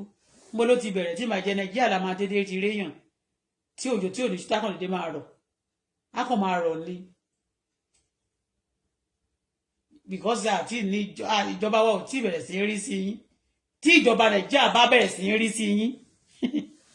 Tó jẹ́ pé wọ́n ti bẹ àwọn èèyàn gbogbo owó wọ̀nyẹn. Táwọn èèyàn bá nídìí owó nílùú àwọn ìlú kan wà tó bá nídìí owó báyìí ara ìlú náà máa ti yọ ara wọn lẹ ṣe mọ̀ pé òyìnbó gan wọn mọ bó ṣe ń para wọn lówó gan wọn ní wọṣọ tó pọ̀ pọtẹyìn ẹ ìyá èmi ń talẹ̀ fọ́fẹ́ fún lẹ̀lẹ́mí ń talẹ̀ náà bó dẹ̀ fún yín ní 50 million ń gbà yẹn ẹ̀dẹ̀ tún lè fẹ́ gba 30 million 500 mélòó ló máa gbà nílẹ̀ mélòó 38 ilẹ̀ 500 mélòó ló máa tà kó tó di kó rí 50 million yẹn gan wọ́n rálẹ̀ wọ́n kàn fi sísẹ̀mù lọ́ǹdọ̀ owó wọ́n ní kó wá fún Ẹ̀sàbọ̀dù lówó ni so kí ló wá dé sí iṣẹ́ tẹ́sàbọ̀dù ṣe ó ti parí àbí àwọn tó ń san owó yẹn fẹ́sàbọ̀dù ń gbà iṣẹ́ yẹn ti parí àbí báwo àbówó yẹn ò lọ mọ́ fraud yẹn ti ọ̀nà fraud yẹn ti close isn't it ẹ bá fi sísẹ̀mù dá ẹ bá fi wèrè kápọ̀ ẹ̀ kí ni Ẹ̀sàbọ̀dù ṣe máa pè é PS tó ní gbé call ó ti mọ anything wọn ò jowú ẹ o ìgbà tó ń ṣépè fáwa ń jọ sí ìwọ gbọ́jà lọ sọ́dọ̀ ní kó máa polówó fún wọ tó pọ́n fẹ́ oppress wa ó máa pa ẹni lágbára Ọlọ́run ẹlẹ́dàá ṣẹ̀dá ìkúnlẹ̀ àbíyamọ á bá wa fún Ẹ̀sàbọ̀dù ní agbára gbogbo ẹ̀yin tẹ́ lọ síbẹ̀ tẹ́ jẹ́ kó búlì àwa tó purọ́ mọ́ èmi báyìí tó dẹ̀ ń búlì àwa tínú yín dùn sí tẹ́lẹ̀ fi mẹ́kọ̀ owó Ọlọ́run bá wa fún Ẹ̀sàbọ̀dù ní agbára kó pa yín sáyé àti kó pa yín sọ́run ní ọjọ́ tí wọ́n pa bàbá ọmọ mi Ẹ̀sàbọ̀dù jáde ó ń fi ṣe ẹ̀yẹ́ ni ó dẹ̀ polówó ọjà ẹ̀ Ọlọ́run ẹlẹ́dàá gbogbo àwọn tí Ẹ̀sàbọ̀dù ti pa àtàwọn tó pa lẹ́kún ẹlẹ́dàá wọn máa fún Ẹ̀sàbọ̀dù ní agbára ṣé pé mo pè Ẹ̀sàbọ̀dù sí á fún ní agbára láti pa gbogbo yín pátá porogodo tó bá ti ń ṣépè fún yín báyìí èpè yẹn á dẹ̀ máa ṣẹ mọ́tímọ́tí létí mọ́rí á máa ṣẹ mọ́ yín lára ẹ bá jẹ́ bẹta ẹ bá jẹ́ bèjì ọ̀ràn ẹ bá jẹ́ bèjì bẹ́rin òfò anything tó bá wù kẹ́ jẹ́ orí yín á gba àbọ̀dé Ẹ̀sàbọ̀dù tóró ti gba àbọ̀dé Ẹ̀sàbọ̀dù nígbà tó ń gbógun ti èèyàn tó ń ṣépè tó ń ṣe ìkà lójú méjèèjì tẹ́lẹ̀ gbéṣẹ́ fún ẹ wá ní sí ẹ wá ní ó ṣépè fún yín ṣọmọ ọlọ́mọ kọ́ ni yín ni ọmọ ọlọ́mọ kọ́ làwọn tó ń ṣépè fún gbà tó ń ṣépè fáwa tó ṣépè fún bàbá ọmọ mi tó kú tó tún fi òkú ẹ̀wò ráre Ọlọ́run máa fún ní agbára láti pa yín PS ó máa kú sọ́wọ́ Ẹ̀sàbọ̀dù ni lágbára Ọlọ́run jẹ́ tó bá 50 million gòǹgbẹ kò ní gbà Ọlọ́run á fún ẹ sábọ̀ ní agbára láti pa ẹ́ ìwọ PS ìyẹn tèmi nìyẹn fún ẹ ṣó ti yé torí mo ti sọ nsì pé tẹ́ ẹ bá kó sí pańpẹ́ mi ò ní yọ yín mo máa lù yín pamọ́ bẹ́ẹ̀ ni ó ti yé toró dà kojú àánú kò ṣeé fi ojú àánú ti fọ́ Nàìjíríà ti ka yín tó kù yẹn tán ti lu ojú àánú yín fọ́ so ojú tèmi àánú méjèèjì èmi kò ní fi ṣàánú fún ìkà ènìyàn ni yín ẹ sábọ̀dù máa pa yín bó ṣe bọ́lá ń ṣe fún ní agbára láti pa Aláàfin Ọ̀yọ́ tí bàbá Aláàfin Ọ̀yọ́ bóyá wọ́n bínú ṣe bí ọkùnrin ni o àbí wọ́n dídì lọ fleet wọn pa ni o tọ́kọ̀ dédé kò fòṣọ́lẹ̀ ìjọ tọ́kọ̀ kú nígbà tó bẹ̀rẹ̀ sí dàgbà yé wọn lórí mídíà bó ṣe máa rí fún yín nìyẹn o láṣẹ Èdùmàrè PS ó jẹ́ pítì mi ó ti yé kò sí kankan tó máa jẹ́ pítì mi olórí burúkú ni gbogbo yín pátá pọ́rọ́gọ́dọ́ kò ń ṣépè fún yàn ni ó wá ń complain sí pé ó ń ṣépè fún ẹ kì í ṣe èèyàn ló ń ṣépè fún tó ń ba yí ẹ̀ jẹ́ àwọn ẹgbẹ́ ẹ ti kú látọwọ́ ẹ sábọ́ọ̀dù bọ̀bọ́ kan tó ń ba blọ́ọ̀gì ńgbà yẹn Nàìjíríà níbẹ̀ náà ti pa tá a sọ pé ta ló pa ńgbà yẹn ó dédé kú báyìí ló ìlọ ó lòun lọ sí Àbújá lọ́jọ́ yẹn nígbà tó dẹ̀ máa dìrọ̀lẹ́ agbẹ́ pé ó ti kú àmọ́ bóyá wọ́n jí gbé ní o wọ́n ló jábọ́ níbì kan wọ́n sọ ikú tó pa bóyá wọ́n lọ rí mọ́lẹ̀ láàyè ní o ẹgbẹ́ ẹ̀ ni dèdè ẹgbẹ́ ẹ̀ ni Akínwùmí tó máa ń bá Ìsábọ̀dù blọ́ọ̀gì ńgbà yẹn kò ju sẹ́ẹ̀tì ẹ lọ ó kú sọ́wọ́ wọn náà ni ọwọ́ dòókàsì àtọwọ́ Ìsábọ̀dù ló kú sí sọ́wọ́ tí wọn náà bá lọ́bẹ̀ tó bá kú sọ́wọ́ wọn kí ni ó fi ń ṣèyàn kí ló fi ń ṣèyàn ẹgbẹ́ mi ò sì síbí sórí kiri o ẹ lówó owó wèrè owó òṣì owó ìranù owó ẹ̀jẹ̀ owó tó fi ń ba yé èèyàn jẹ́ ó wá ní ṣó fẹ́ pa ẹ́ ni oníyà tiẹ̀ o orí ẹ̀ ti burú ṣá PS ẹ tí mọ̀ kankan tẹ́ bá gbọ́ pé tí mọ̀ kankan ẹ tí mọ̀ kankan ìyẹn ìwọ PS nìyẹn ìdájọ́ mi nìyẹn fún ẹ ò bá sọ pé ìwọ náà excuse me ìwọ náà ní ìyá o so o ní ìyá nígbà tí ìyá tí ẹ ò lè bá yéèyàn jẹ but wọ́n lè lo ìyá oníyà kó bá yéèyàn jẹ fún ẹ dáadáa máa sọ pé ńgbà yẹn because ó ní game tẹ́ fẹ́ play ayé yín ti bàjẹ́ ẹ fẹ́ stop game yẹn sìn by attacking her kò lè stop o owó tó bá ti lóun fẹ́ gba tí ní ilé tó wà ń bàjẹ́ ló fẹ́ gbà ń bẹ́ irọ́ gbogbo yín kan kó fẹ́ gbà ń bẹ́ kó sì lọ gbogbo géèmù wèrè tẹ́ ń play lórí burúkú gbogbo tẹ́ bá ti kà fẹnu yín sọ pé ẹ níyẹn ẹ máa san táàsì torí Alhaji Aliko Dangote tẹ́ ẹ fẹ́ gbógun tì ń gbà yẹn ẹ̀yin kan kì í ṣe gbogbo Yorùbá o Yorùbá wèrè kan tẹ́ ẹ fẹ́ gbógun tì ń gbà yẹn tẹ́ ẹ fẹ́ sun gbogbo kinní ẹ̀ sọnù gbogbo ń sọ táàsì o táàsì ẹ pẹ̀lú nǹkan tí táàsì Lagos State fi lọ sókè gan ó ń san táàsì gidi ó ti yé PS home and property wàá bá wa present táàsì ẹ tó ń san tí ó bá dẹ̀ sí bẹ̀rẹ̀ sí san táàsì Nigeria government má gbàgbé PS home and property ó ti yé yín ẹni tó bá ti lè san 30 for alva tí ó lè ń ṣe nìkan ló ń san fún ó ń san 30,000 more than 10 people ló ń san fún lórí social media yẹn ilẹ̀ mélòó ló ta gbogbo ilẹ̀ tó lóun ta lókè ọ̀ṣọ́ kò sí lé ń bẹ̀ gbogbo wáyà bẹ̀ ni wọ́n ká ni wọ́n ti lọ àárín ń dọ̀yìn nígbà tí mo wo ọmọ òṣì kan wọ́n tàgbì mí pé kí n wò mọ̀ dà ṣé wọ́n náà ta gbogbo bíbá yìí ni àti ẹ̀rọ bóyá ń develop ni irọ́ mà ni o orí social media ni gbogbo wọn ti máa dún tẹ́ bá dé grand òfò lẹ bá ń bẹ̀ ẹ̀ ní ṣoríire.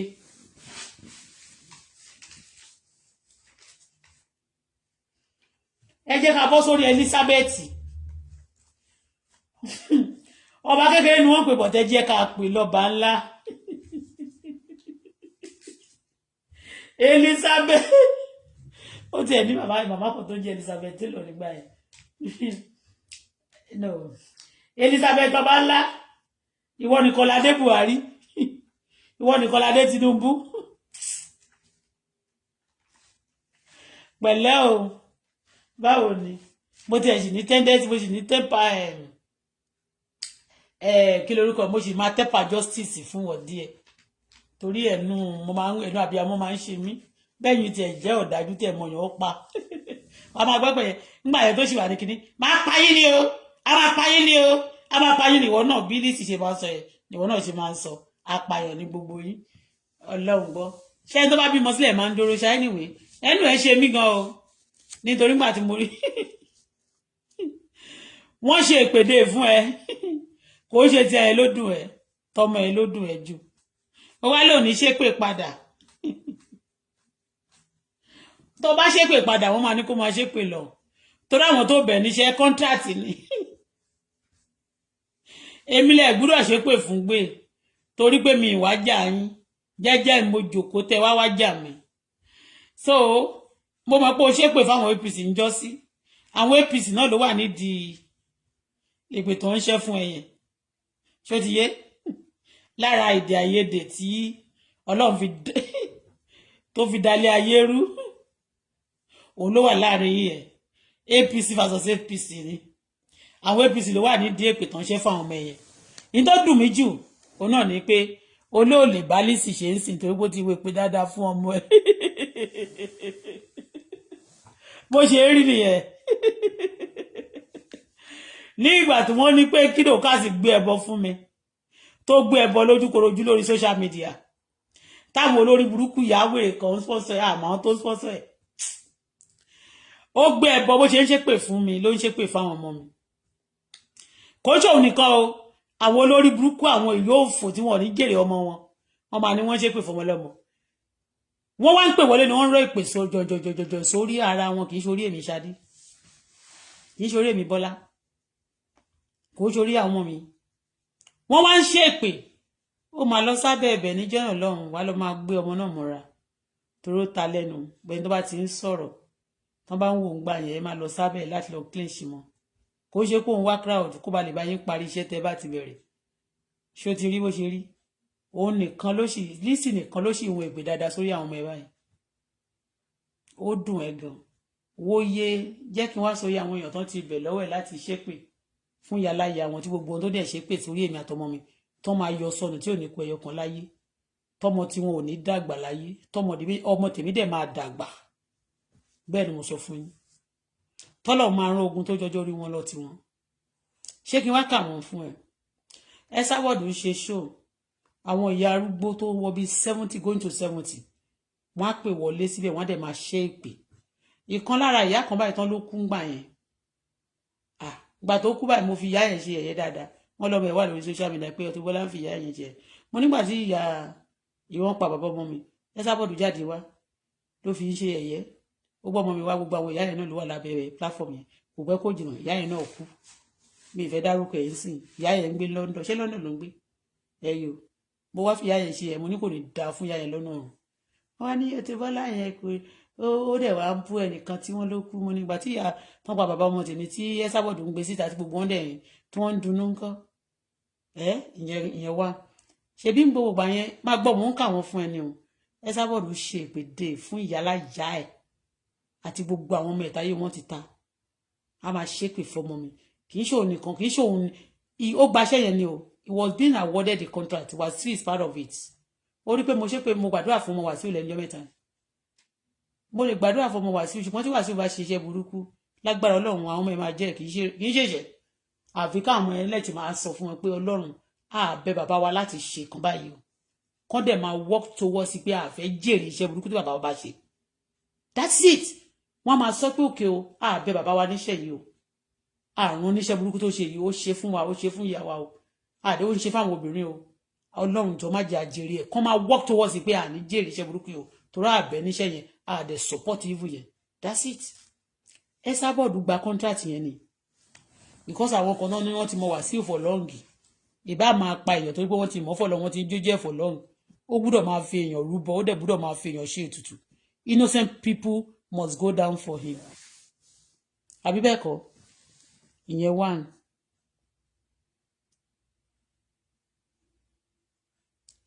àbí kẹ́yìn bó ṣe wà yẹn bí ọmọ mi kékeré yìí ọmọ ẹ̀ àtọmọ mi mọ́ǹtì lọmọ ẹ̀ àbí December lọmọ ẹ̀ ọmọ ẹ̀ ṣàmúyàmọ̀ ìpọ̀ ọmọ ẹ̀ fi sọ mọ́ǹtì gba ju ọmọ mi lọ ó máa ń bọ́ ọmọ mi ṣe orogún mi ìpẹ́gbẹ́ ni wọ́n ni kò mọ Wàsíù yẹn náà rí ọ̀rọ̀ mi ló sọ wọ́n di bẹ̀stì kò mọ rí tẹ́lẹ̀ òun ni mo kọ́kọ́ pè lórí mídíà òun àtàfà Saheed òun ni mo pè láti Amẹ́ríkà nígbà tí mo wà lamẹ́ríkà mo ní kó jọ kó bá mi sọ̀rọ̀ Wàsíù yìí so tó bá bá mi sọ bóyá wọ́n lè fi mí lọ́rùn lẹ̀ ó lè bá pè mí padà bó ṣe wá ẹni tó mọ Wàsíù ni wọ́n máa ń gbẹ́jọ́ kan wá láti ìgbà yẹn yóò ṣe gbé kọ́ọ̀lù mọ́ nìyẹn bó ṣe di pé Wàsíù kúkú wá pè mọ́ra nìyẹn ṣé rọ ni àbóòtọ́ ṣé rọ ni mo pa àbóòtọ́ a máa ṣépè òun ló kọ́kọ́ ànáùsì àti Wàsíù wo ìwọ ló kúkú máa ń ṣépè lórí social media wàá rí i pé lẹ́nijọ́ mẹ́ta yìí ara ilé ẹ̀ ló ti máa dáhùn gbà tó máa pa bàbá ọmọ mi wọ́n ti surround courtism Wàsíù kọ́ wọn sókè pé go to the diaspora and represent us there kí ni wọ́n ṣe courts terrorists either you are wrong or right tọ́n bá ti jókòó tán ṣe meeting lórí ẹ̀ all of them be fighting you beating you fighting you beating you you are not offended them because they are in courts they are terrorist group they must do whatever their mates their colleagues are doing to you they must support each other lágbára Ọlọ́run gbogbo ẹni tó kógun ti ayé mi àtọmọ mi ikú òjijì Ọlọ́run máa fi ti gbogbo yín ká pòrògbòdò mi ìdárúkọ èèyàn báyìí o tó bá ti ń kógun tì mí máa retí ikú òjijì àdàbí tí n bá kógun tì yín àbí tí mo lọ support àwọn kan láti kógun tì yín no mo wá ń sọ Elizabeth Obanla ó rántí ọjọ́ kan mi ò gbèjà anybody o fídíò yẹn sì wà lórí play kíní mi nígbà tí mo sọ pé o pè mí ń jọkàn rí olóò pè mí o orí Auto-Bola gbogbo ilẹ̀ máa ń parọ́ porogodo in fact nígbà tí wọ́n tún ń bú president Bola Ahmed Tinubu gan tó mọ̀ dẹ̀ rí pé o máa ń pariwo hey is my president kiri kan ó mọ̀ pé mo tún sọ fún ẹ níjọ́ náà lọ́hùn mo tún sọ fún mo ní Elizabeth Obanla dẹ̀ ṣiṣẹ́ o mo ní during the time of Buhari náà mo ní ṣe ń pariwo tó ń sunkún nìyẹn Buhari wá sẹ́kọ̀ọ́ bó ṣe ń pariwo Buhari tó wọn tẹ̀lẹ̀ jẹ́ kó rí Buhari mo ní ìwọ báwo mo ní àwọn mélòó ló ti ṣe bàbá Buhari ò ṣàwò ṣùgbọ́n àwọn tó bá máa wẹ́kọ̀ mẹ́ lẹ́kọ̀ọ́ aláwo ni wọ́n bàbá yẹn lè máa mọ̀ mo bá ẹ fi ṣe jókì ńgbà yìí gbà tó ń ṣépè fún Tinubu bàbá Tinubu president Bola Ahmed Tinubu respect sa tó ń ṣépè fún wọn wọ́n àwọn tó ṣépè fún wọn náà tó bá ti lè fẹ́ bọ̀ ìwọ́n náà máa lọ sábẹ́ wọn máa lọ ṣe kínní ẹnìkan ṣoṣo ló sì mú èpè lórí ọmọ ẹ̀ ló ń ṣe báyìí o dẹ̀ ló lè bá ṣe mọ́ láéláé wó yé àwọn èèyàn tó jáde tó máa pè wọlé tó máa ṣe èpè yẹn lórí ìyálàyà àwọn tó dẹ̀ máa sọ pé Auto-Bola yẹn ó ń pa irọ́ sáà Elizabeth Obanla ìwọ nìyẹn Auto-Bola ń parọ́ ìwọ nìyẹn o ìwọ ló ń sọ̀rọ̀ yẹn o ó ló sọ̀rọ̀ Àánú Òjó báyìí ó lóun dẹ̀ rí ó ní máa yẹn wá sí ṣọ́ọ̀ṣì àwọn ní last Sunday ó lóun dẹ̀ ń wo máa yẹn báyìí pé ọkùnrin tó ṣe pàtàkì báyìí tó fine báyìí ni Auto-Bola ń pa irọ́ mọ́ Auto-Bola ń pa irọ́ ṣe gbọ́ torí pé wọ́n believe ń gbà yẹn wọn ò believe pé o lè jẹ́ nǹkan kan wọ́n tó láti bá ayé ẹ̀ jẹ́ bẹ́ẹ̀ yóò gbúdọ̀ lọ bẹ́ẹ̀ ni kò dẹ̀ kú bẹ́ẹ̀ kọ́ bá lè níṣẹ́ ọwọ́ ẹ̀ ló jẹ kò sílẹ̀ o ní mò ń pa irọ́ mọ́ Àánú Òjó nígbà tó tún máa dọ̀rọ̀ Wàsíù ó ní bó ń ṣe wà yìí tí ìbá jẹ́ pọ́kùnrin gan ṣe èrè ẹ wo ìyàwó tí Wàsíù ẹ wo ìyàwó tó wà lé Wàsíù ẹ wo ẹni tó pèrè níyé tó wá lé òun mọ Wàsíù rí yìí ẹ wo bó ṣe rí tó dọ̀tí èmi nìyẹn o oh God ojú mi rí tó Elizabeth Obanla ọjọ́ tó ti ń ṣépè fún ẹ sí wọ́n ti pààyàn fún ẹ rí wọn tí ìjà ẹ lólè kọ̀ǹténà kan péré ni wọ́n gbà ní kọ̀ǹténà wọn ò dẹ̀ gbá gan ní Canada wọ́n kàn dá padà ní ìgbà tó dẹ̀ ní ó máa dé Nàìjíríà oníkọ́ máa dẹ̀ padà sí Nàìjíríà wọn ò gbá wọn kàn ní pé ẹ̀rù kan wà bẹ́ẹ̀ kó gbé padà sí kọ́ńtì yẹn wọn ò síìsì kọ̀ǹténà ẹ̀yọ kan péré òun gbọ́ bó ṣe lọ́kọ̀ ẹ̀ lówó tó tọkọ̀ ẹ̀ lẹ́sì wà ń bẹ̀ wọn ò tí ì pa ọkọ ẹ̀ náà ṣé wọ́n ti wá pa ọkọ ẹ̀ yẹn ni wọ́n jà wá lólè ìwọ ń bú wa nígbà yẹn a complain ò ń sọ̀rọ̀ ò support àwọn tó ṣe lẹ́yìn náà wọ́n tún pa bàbá ọmọ mi kí ló tún fẹ́ ṣe ṣé wọ́n ti pa ẹ̀ ní àwọn ti pa ọkọ ẹ̀ àbọ̀ ti pa ọmọ ẹ̀ ṣẹlẹ́pẹ̀ náà sì ń jẹ́ fún ẹ lórí ò lè bá ṣe láéláé ẹ lọ pé bọ́n ṣe rí wà níta ẹ fi ń lọ́yàn ẹ̀ lọ́wọ́ ẹ̀ lè gbá for 1 minute Elizabeth onímọ̀ ugly ó dẹ̀ fine tó mi ó ṣiṣẹ́ tó mi bó ṣe wà yẹn ó ní lọ́kì tó mi gan ìgbà tí mo fẹ́ kó Nàìjíríà gbogbo àwọn nǹkan tó tò sí ṣọ́ọ̀bù yẹn mo nílé àtàṣọ àti gbogbo ẹ̀ mo fi tọrẹ ni mo kó tọrẹ ni mi nǹkan sì mi fẹ́ tiẹ̀ waste time kò ṣe kó lọ lóyìnbó náà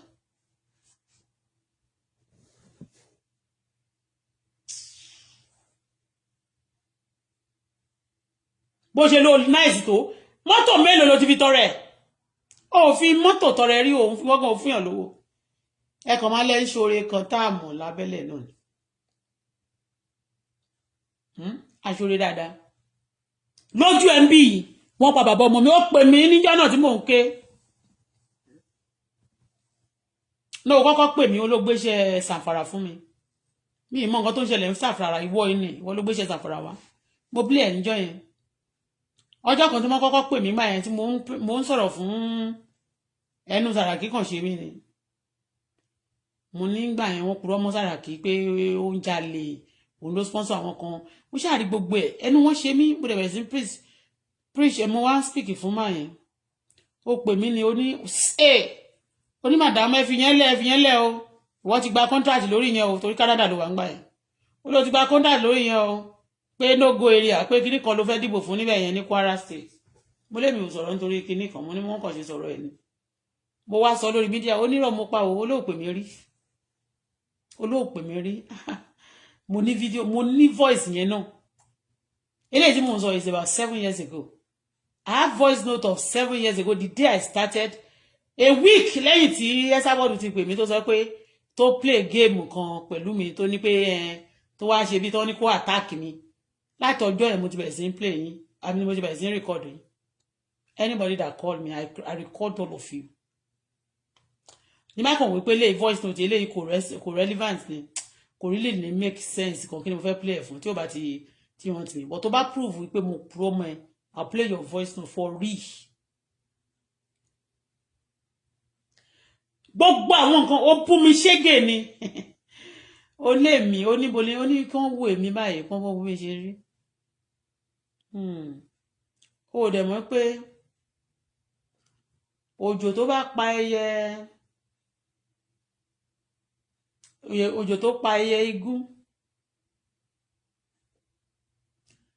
tí igún sì ń fò lọ sókè. Ó ní àwọn ẹyẹ kan tí ò lè pa fún ìṣẹ́jú 10 tí wọ́n máa ti kúrò láyé.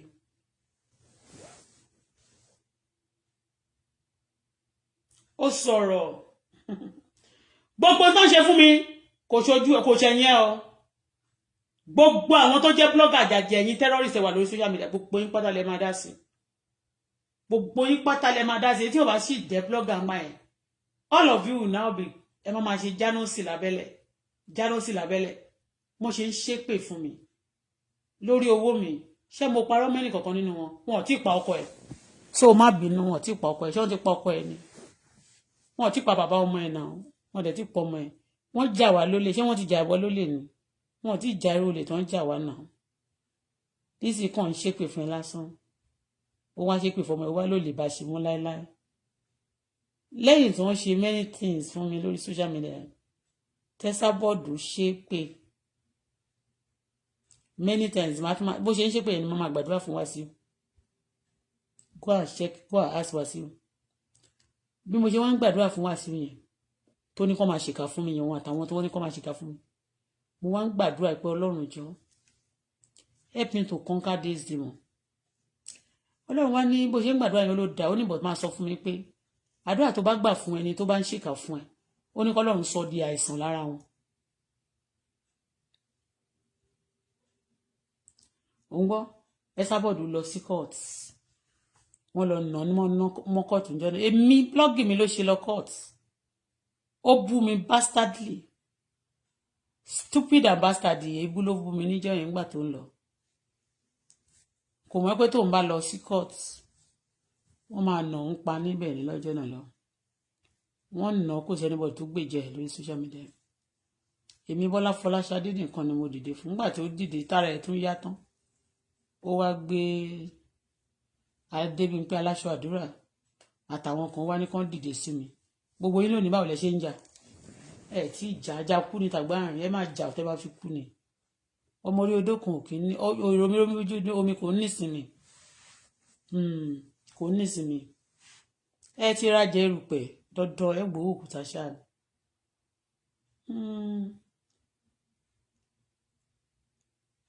ní ìgbà tó máa kọ́kọ́ bẹ̀rẹ̀ sí tí Lizzy máa kọ́kọ́ fẹ́ bẹ̀rẹ̀ sí tó fẹ́ ṣe ìpèdè fún ọmọ ẹ̀ Florida kékeré yẹn àti tó ló jẹ́ tọ́nà fẹ́ dìpọ́tù dànù ní Amẹ́ríkà yẹn ìwọ ló kọ́kọ́ sọ ó máa rí pé mi ò understand gbogbo slang yìí pé ìpè yẹn ti pọ̀ jù àwọn ẹlòmíì kan tá ń ṣépè fún bàbá wọn ló ń ṣèkà fún yín kì í ṣọmọ wọn ṣọmọ ìkókó ni wọ́n gbé dání ni tí wọn ọmọ ò lè bá bàbá ẹ̀ sọ̀rọ̀ bọ́mọ mi ṣe wà yìí ó ń bá mi sọ̀rọ̀ dáadáa she talk to me we dialogue we discuss if I want to do something common ariwo tó máa ní ohùn mi lọ sókè pé mò ń sọ̀rọ̀ yá ní mọ́mí don't forget they complain about your voice and they lose your voice ó ti yé bẹ́ẹ̀ wọn ní o mi ò mọ òwe tó ń pa ọ̀rọ̀ mi gan ò ní yé mi nígbà tí kó lè mọ̀ pé mo mọ̀ yín dáadáa ni o ó sọ̀rọ̀ yẹn ó ní gbogbo àwọn bàbá àwọn ọmọ yẹn ló ṣèkà fún kò yẹ kí n máa dá táwọn ọmọ sí ìgbà tó ń fẹ́ fìyà jẹ mí ṣé wọ́n yọ ọmọ mi sẹ́yìn ni mo béèrè ní ìgbà tó ń fẹ́ fìyà jẹ mí ṣé wọ́n yọ ọmọ mi sẹ́yìn ni wọ́n fìyà jẹ mí tọmọtọmọ ni torí pé ẹ wà pàṣà torí pé wọ́n jẹ́yàn títí yín ẹni tí ò bá ti ń ṣèyàn tí yàn bá àgbẹ̀mí ẹ̀ kó kú kó lọ sọ́run kó lọ sinmi alákọ̀ọ́rí ọmọ ti lọ lójọ lójú yín wọn náà bá ti ṣépè fọmọ yín lísẹ̀ ẹyọ kan ló sì ṣépè fún ẹ ló wá lò lè bá lè sì ṣeré mọ́ kí ló dé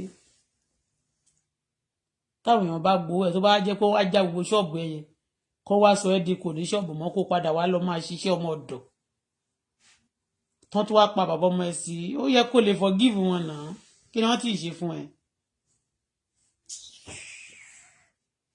áfídà pààyàn ní gbogbo yín ìka ènìyàn ọ̀dájú abiyamọ tí òkè fẹ́ kọ́ múdà kọjá lórí òun ẹ̀dẹ̀ máa ń gé orí èèyàn péwú ẹ gé wọn lórí dànù kò káyé yín.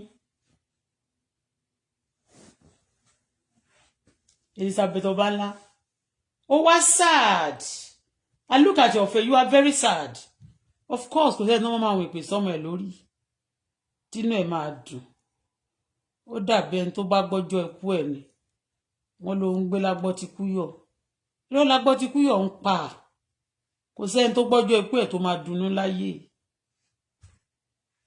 ta ló máa gbọ́ pé wọ́n ṣépè fọmọ òun èpè kan náà kàn ṣe fún wọn bẹ́ẹ̀ yẹn sí ẹnìkan ṣoṣo ló ń èpè fún ẹ kò tí ì jáde kí gbogbo àwọn tó ń fọ́lò ẹ̀ yẹn gbogbo wọn máa pè wọlé lẹ́ọ̀kọ̀ọ̀kan kán tó bí 40 kí owó dẹ̀ máa wọn èpè lẹ́ọ̀kọ̀ọ̀kan sórí àwọn ọmọ ẹ̀yẹn báwo ló ṣe máa jẹ́ gbogbo itú tẹ́ ẹ ti ṣe fún àwa lélẹ̀ tán bá ṣe yọkan fún yín nínú nǹkan tẹ̀yìn pọ̀wọ́pọ̀ tẹ́ ẹ ṣe bíi 1000 of it ara máa ta yín ẹ máa bínú ẹ máa ní ó ti dọ̀sán àtòrù ẹ̀yìn á dẹ̀ máa preach ìfẹ́ lómi pé ronúkúwàdà no forgive them tẹ́ ẹ bá forgive wọn sì ìgbà wo la máa tún máa jà forgive Lizzy o forgive Lizzy o ìjọ torí Ọlọ́run ó kàn ó nìkan ló tí ẹlòmíì máa jọ jáde lọ́la tán wá ṣe ìpèdè fún ọmọ ẹ yẹn tẹlòmíì tún jáde tán ṣe ìpèdè fọmọ ẹ bí wọ́n ṣe ń ṣe ìpè níbí ni wọ́n máa ṣe lórí wọ́n ṣe ń ṣe ní ìyá Ìbàdàn ṣe ìpèdè kan lọ́jọ́ kan fúnra ẹ̀ àtàwọn ọmọ ẹ̀ tó wà ní Canada kì í ṣọmọ mi ó wá ń pè èdè awo ó ń pè èdè awo alájàjà nàmọ ìyá Ìbàdàn alájàjà nàmọ kò ń ṣe èdè kì í ṣe ìpè lásán ó ń pè èdè awo ó wá sọ fún mi lọ́jọ́ náà ní ó lè ti lọ fojú rí ìrírí nìyẹn nítorí wọn rí lọ ti rí yẹn iná ni mi rí yẹn kán fara wọn sójà kò ṣe ìríkùrí kankan ní tó bá ti jẹ́ spiritual ìríkùrí gan spiritual rẹ̀ wà lálà burúkú kò wá kásù rè talkless of àwọn tó parapọ̀ tán ń fọgbọ́n tán máa lọ gba àjálẹ̀ wọlé síbi kan tán máa para wọn ní ẹnìkan fún yẹn kan tán bá rí ìbọn AK-47 pẹ̀lú àwọn sójà tó burú gan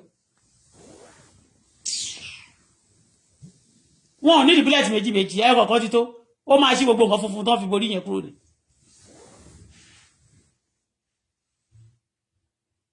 so níta bá ti ṣe fún yàn ó máa ń dùn yẹn gan kò gbẹ́ kí lè gbà ó wà ṣe o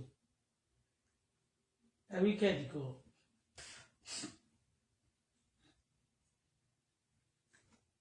dáríjì Lizzy o ó nìkan ló ṣe ń ṣépè fún ẹ àwọn APC náà dẹ̀ ló ní kó ṣépè fún epo tó dẹ̀ ṣe fáwọn APC ń jẹ́ ìnáwó ṣe ní kó máa ṣépè fún ẹ ṣé o ti gbọ́ àbò dáhùn so ó ń represent àwọn kan ni èpè tó ṣe ń gbà yẹn fún APC pé kò ní dá fún gbogbo àwọn APC kan wọ́n máa yọ dànù tí wọ́n bá ti fún ẹ ní post kankan bẹ́ẹ̀ èpè yẹn náà ní kiri Lizzy ni ó ń ṣiṣẹ́ fáwọn kan tó ń dá ìpè padà ló ń ṣiṣẹ́ fún Wàsíù Àyìndé àwọn Ìjẹ̀bú kakọ̀ sí ẹnìbọ̀dì báyà ti wà ní APC so wọ́n máa ó ń represent APC náà ló ń represent ṣó ti yé bẹ́ẹ̀ so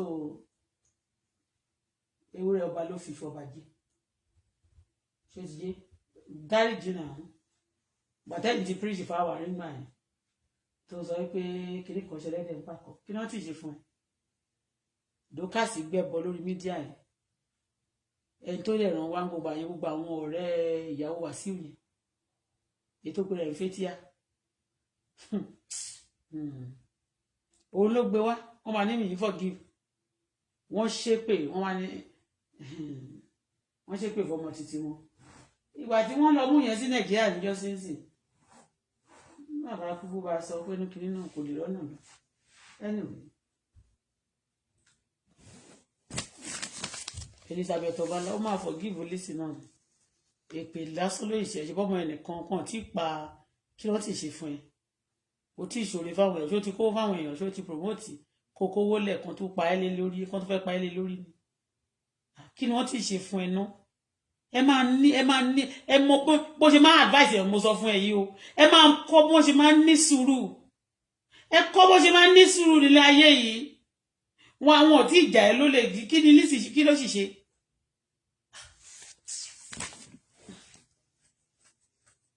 ìyẹn bó ṣe jẹ́ áfídà pààyàn tó gbé mo tẹ́fà justice pẹ̀lú ẹ ó yẹ kí n á mà ẹ̀ dáadáa.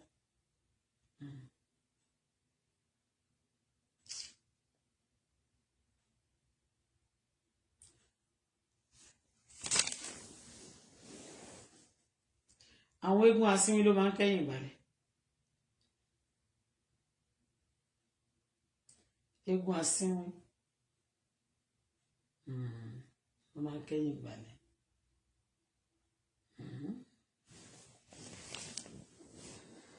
ẹ sáwèrè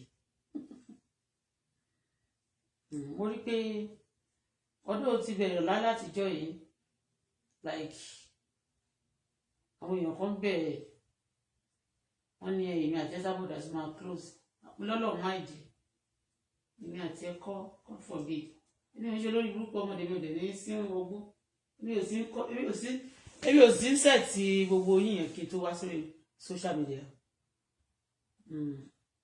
nínú òwúrọ̀ yẹn mo bá yín ìdẹ̀ mo fi yín sílẹ̀ sí mi sí ń sẹ̀tì àwọn àpòyí kò tí kàn yín.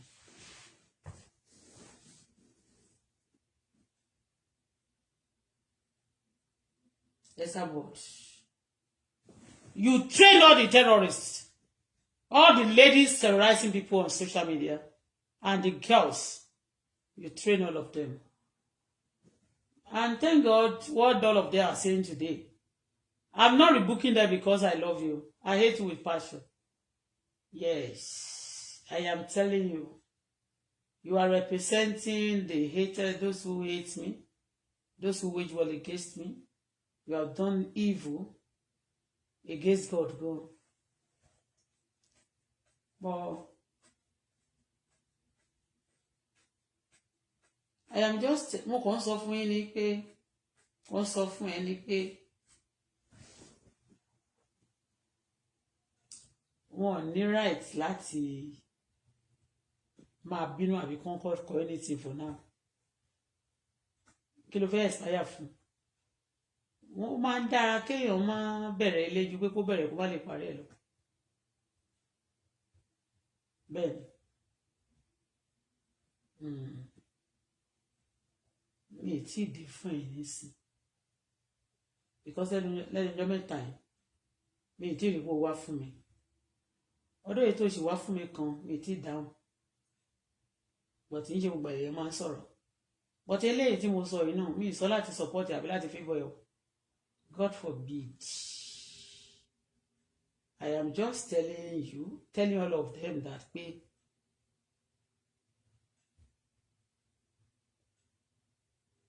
o ti ṣe kankan fún wọn. O gbọ́dọ̀ ṣe jù bẹ́ẹ̀ lọ.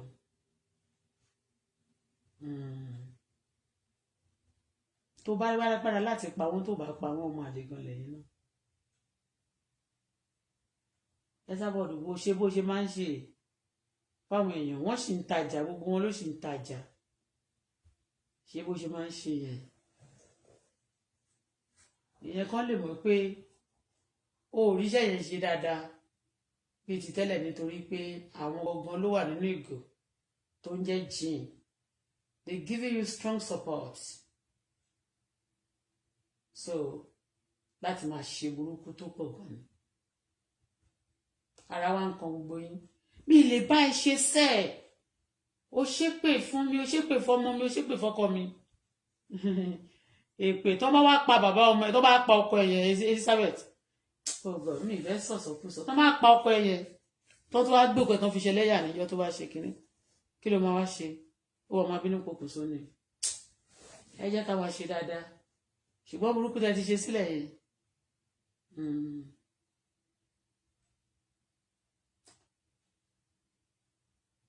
burúkú tẹ́ ti ṣe sílẹ̀ yẹn ó pè mí níjọ́ kan ó ní ẹ tí má ti fẹ́ sunkún ó ṣé o ti ẹ̀sọ̀ yẹn ó sọ lórí live ni ó ní ẹ tí bá ti fẹ́ sunkún o make sure pé mi ní jẹ́ kọ́mọ mi wà ń bẹ̀ torí pé ẹkún tẹ̀sí máa pa mí ṣe pọ̀ fún pé máa sunkún ẹ máa tọ́jọ̀ mi gan. mo ra aṣọ lọ́wọ́ ẹ̀ ní ọjọ́ kan mi ìwọ̀n já tó ń gbèsà o wà tó di pé mo ra aṣọ yẹn tán wá bẹ̀rẹ̀ sí í ṣe yẹn màmá ni ó bẹ̀rẹ̀ sí í ṣe wọ́n ràn wọ́n gbogbo ilẹ̀ ní wèrè lọ́wọ́ anyway nísìnyí ò tí ì ṣe nǹkan tó pọ̀ jù ọlọ́ngbọ́n ní àwọn nǹkan tó ń ṣe fáwa tẹ́yìn náà tó ń ṣe díyé sí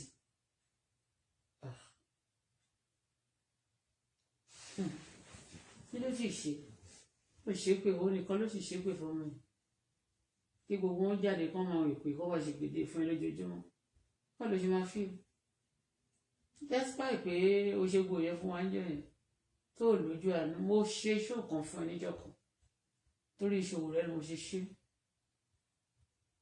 ó ṣe ṣòyẹ níjọ́ náà lọ́hùn ọgbà tó ń pa àbúrò ìṣòwò rẹ ń gbà yẹn tó ń assassinate ẹ mo wá rí ẹ tó fi ń ṣe yẹ̀yẹ́ ibi wọn máa pa yín tán ni ó ṣe orí ẹ tí mọ kankan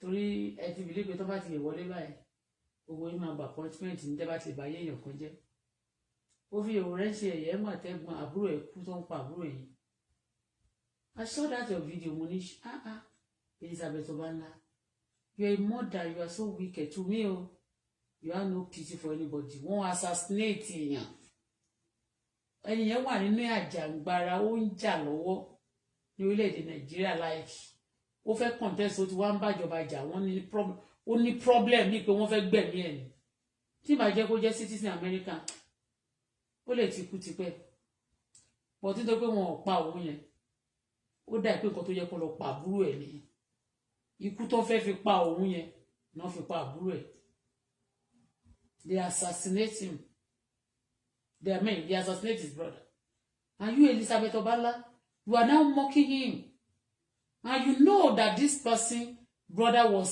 assassinated him too was going through pain it's not never my candidate I just sorry for him but the people have been forcing people on my neck for a long time Esabod wonder Esabod ló wà Esabod ló gbé jáde ló ń support ẹ̀ gbà Esabod ló máa ń ṣe show fún àmì Esabod candidate Esabod ni ló bá dẹ̀ wà nínú ìṣòro báyìí Esabod máa ń fi wọ́n lẹ́nu tán bá wà nínú owó nìkan ló máa bá wọn róòmù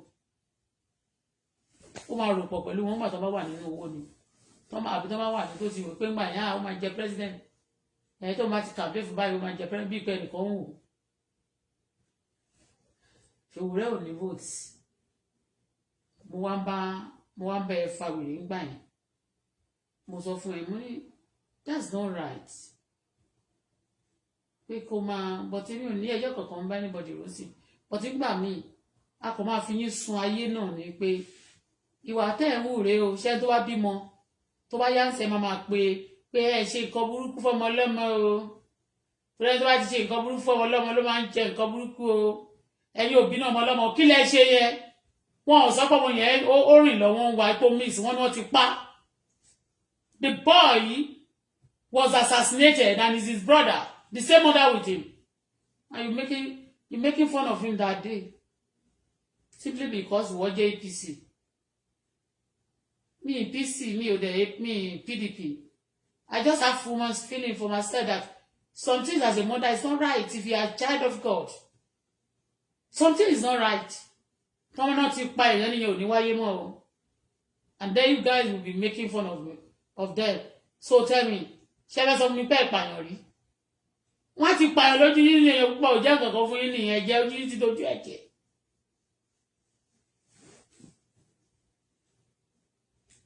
ọ̀rọ̀ pọ̀ lórí ọ̀rọ̀ Elizabeth náà but nítorí pé ó ìsọ fún mi yẹ ẹ́ tóun bá sì mọ ẹni tó lè bá ọ lọ gbọmọ yẹn lọ́wọ́ wúmà yìí ni wúmà yìí ló ń pè nígbà ìkòkò mi l'Auto-Bola mu kò dẹ̀ mọ̀ pé Auto-Bola mi kì í ṣe by accident kò mọ̀ pé kì í ṣe by accident tó bá mọ ẹni tó lè bá ń lọ gbọmọ ikú lọ́wọ́ wúmà yìí ni ẹjọ́ ta ló ń gbé lẹ́dọ̀ wúmà ta ló ń gbé ládùúgbò sóbìrì ń gbé tó lè bá lọ gbọmọ yìí ó máa ń ṣe bí princess tó ń sunkún jẹ́ yẹn wọ́n á wò pé ṣọ́ọ̀mù ẹ̀dìyẹ lọ́fẹ́ lọ gbọ̀dọ̀ abẹ́ já wèrè ni ta làwọn eléèrè pé wọ́n bá sọ̀rọ̀ náà ta ló ń gbé níbi tó sinmi sí wúmà yìí ń gbé náà kán lọ bá ń gbọmọ yẹn lọ́wọ́ ẹ̀ Elizabeth Obanla ṣọmọ ẹ̀ tó wà lamẹ́ríkà ò sí náà àwọn tó fẹ́ dìpọ́tì báyọ̀ máa wà ń bẹ̀ ṣá àrílédé sínú bàbá ẹ̀ kọ́lé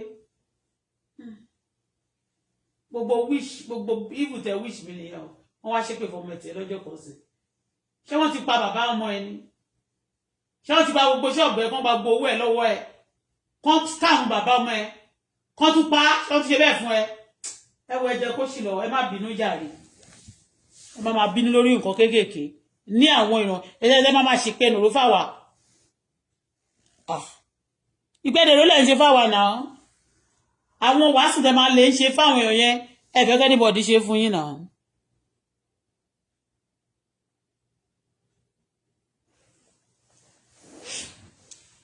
Sowore come over here mo rí Sowore àti àwọn ọlọ́pàá Nàìjíríà Sowore everybody ló ní àwọn tó ń ṣiṣẹ́ fún náà mi ì dẹ̀ sọ nǹkan tó jù mí tí ojú mi ò tó dáadáa torí pé tí Nàìjíríà police bá ti expire torí kò tí ì pẹ́ tí wọ́n fi máyẹn náà jẹ́ IGP wa Inspector General of Police láti ẹgbẹ́ tó kù kò tí ì pẹ́ tí wọ́n ti pé 2 years ní post yẹn náà ó náà dẹ̀ ti pé 60 torí máyẹn náà ní àwọn ṣe 60 birthday ó ní kìnnìkan illegal kìnnìkan bí pé bóyá wọ́n ti pẹ́ lórí position yẹn ṣá ó lè ní issue papọ̀ ó lè jẹ́ pé bóyá issue yẹn but I don't want to put my mouth because Sowore will fight for me rí Sowore will support me rí so mo ti support Sowore dáadáa èébú ló máa bú mi dáadáa so kò sí nǹkan tó fi support mi so mi àti ẹ̀rọ mi ní nǹkan much but kọ́kàn pààyàn kò jẹ mí lógún and I don't like it because I don't just like people killing people or taking advantage of people but at the same time tí n bá ti ṣe dáadáa fẹ́yàn kan lẹ́ǹkan tí mo gbọ́dọ̀ jẹ́ nǹkejì tí mo gbé lẹ́ǹkẹta mi lè máa fi ọ̀rọ̀ ọlọ́rọ̀ yẹn máa fi púrò crowd ọba sọ pé wà lọ tẹ́rí sí torí èpè máa ń wà nínú ọ̀rọ̀ àṣẹ máa ń wà nínú ọ̀rọ̀ oríṣiríṣi nǹkan ló máa ń tẹ̀lé táwa bá ṣe chat èsì yé bí ilẹ̀ ṣe wà yìí anybody tí ó bá ti help mi tí ó lè ṣe nǹkan kan fún mi for good tèmi gan ò lè ṣe anything nothing go for good nothing wọ́n bọ́ ṣe wà yìí fún mi ìgbọ́rọ̀ ìlọ́rọ̀ sórí yẹ́nì pé gbogbo yín kò sẹ́ni bọ̀dì tá a support ní support yín tó gbé ìkànnì yín gbogbo ìtẹ́jì ẹ̀ náà géèmù òṣì ni kẹ́kọ̀ọ́ rí burúkú lọ. kẹ́kọ̀ọ́ rí burúkú lọ ká tó wá máa lọ o bóyá máa sọ kíní ńlá lẹ́nu ègè bọ́ọ̀yì yìí kí lórúkọ mo sọ̀rọ̀ very dark boy màá tàgì ẹ̀ sókè màá tó bá ti wà important tá a fẹ́ kàn ṣiṣẹ́ lébìrì yẹn à ń sọ̀rọ̀ púpọ̀ à ń jáde lójoojúmọ́ ìta bá jáde lónìí sí a tún lè fún wọn time kan study ẹ̀ dáadáa kì í ṣe láti wò kì í ṣe owó tó ń rí bẹ́ẹ̀ we are talking to people and then we want people to the government to do something about this about them. That's why we are registered. We try to register our mind and can call attention to those things. So gbogbo yín yẹn tẹ́ ń fẹ́ máa gbé sábọ̀dù ó yẹ kán fẹ́ yìí tàgbà kán yìnbọn fún gbogbo yín àtẹ́sábọ̀dù o kán gbé òun sẹ́yìn kán yìnbọn fún láàsì kán kọ́kọ́ spray ẹ̀yìn torí ẹni tó gbé bọ́lájà kò dàbí olè tó gbàdá nísàlẹ̀ gbogbo tó gbàdá ní ẹ̀yin tẹ́ ń pàtẹ́wọ́ yẹn you are ẹlẹ́wọ̀sì you are worse than the worstest.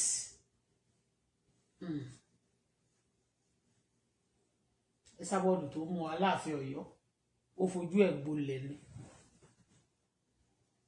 gbogbo àyẹ́ mẹ́yẹn ó ń kíláàpù fún Wàsíù àti gbogbo ẹni sí àti gbogbo àwọn olóṣòdì yẹn ni wọ́n lé gbogbo àwọn ìyàwó Aláàfin jáde kúrò nílé òun ló kọ́kọ́ tú àṣírí Wàsíù gbà yẹn tán ní àwọn tí Ọ̀yọ́ ló gbé ẹjọ́ lọ ó ní ọkọ̀ Àjọkẹ́ ló gbẹ́jọ́ lọ fún ló tú àṣírí Wàsíù.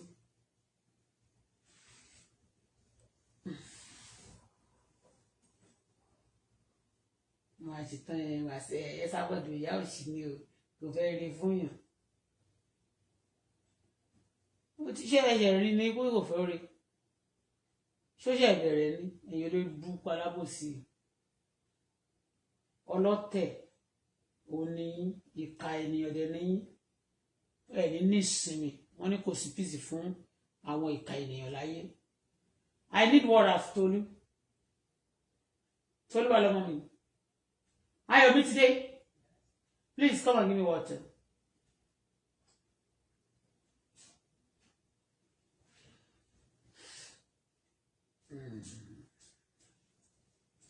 Go and have your cake and eat it. Commissioner kan tó sọ pé ó yẹ kán pa Ṣòwòrẹ́ yẹn English tó sọ kò sọ pé kán pa Ṣòwòrẹ́ lọ́wọ́ ní ó ní thank God the police have not shot him. How can the senator say that? Are they using police to shoot? That's too bad. That's too bad anyway. But it's not my business because a lot of things àwọn èèyàn ṣe fún mi Nàìjíríà anybody ò dá sí. Èmi náà ò ní dá sọ̀rọ̀ yìí. Life is give and take.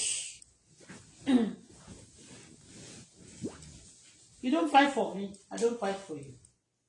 I've fought for you before.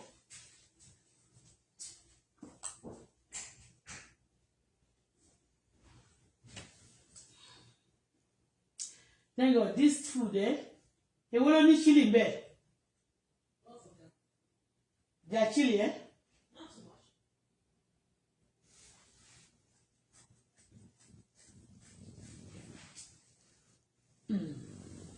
Yíyẹ Nàìjíríà gọọmenti lábá fa kiri rẹ nísìn. Tolu bá mi play orin music Hausa sí. Èdè bo lélẹ̀ ń sọ.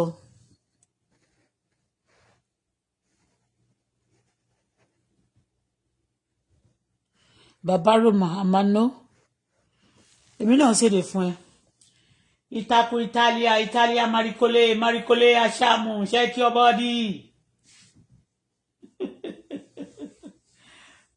Bóyá èdè Tolu kò mà sí ṣé French kan lélẹ̀ kọ́ ó dà pé Espagnol lélẹ̀.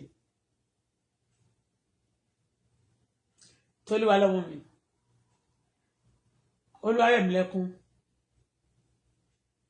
Olúwa ti ṣe yìí fún mi. Ṣe yìí mi. Olúwa ṣe yìí mi. Olúwa ṣe yìí. Oh my God. Ó ń play kọ̀kọ́ kọ̀ mọ́. Ó máa jẹ́ kí wọ́n máa pariwo báyìí tó wá ti gbé ìbọn sétí. Wọ́n tẹ́lẹ̀.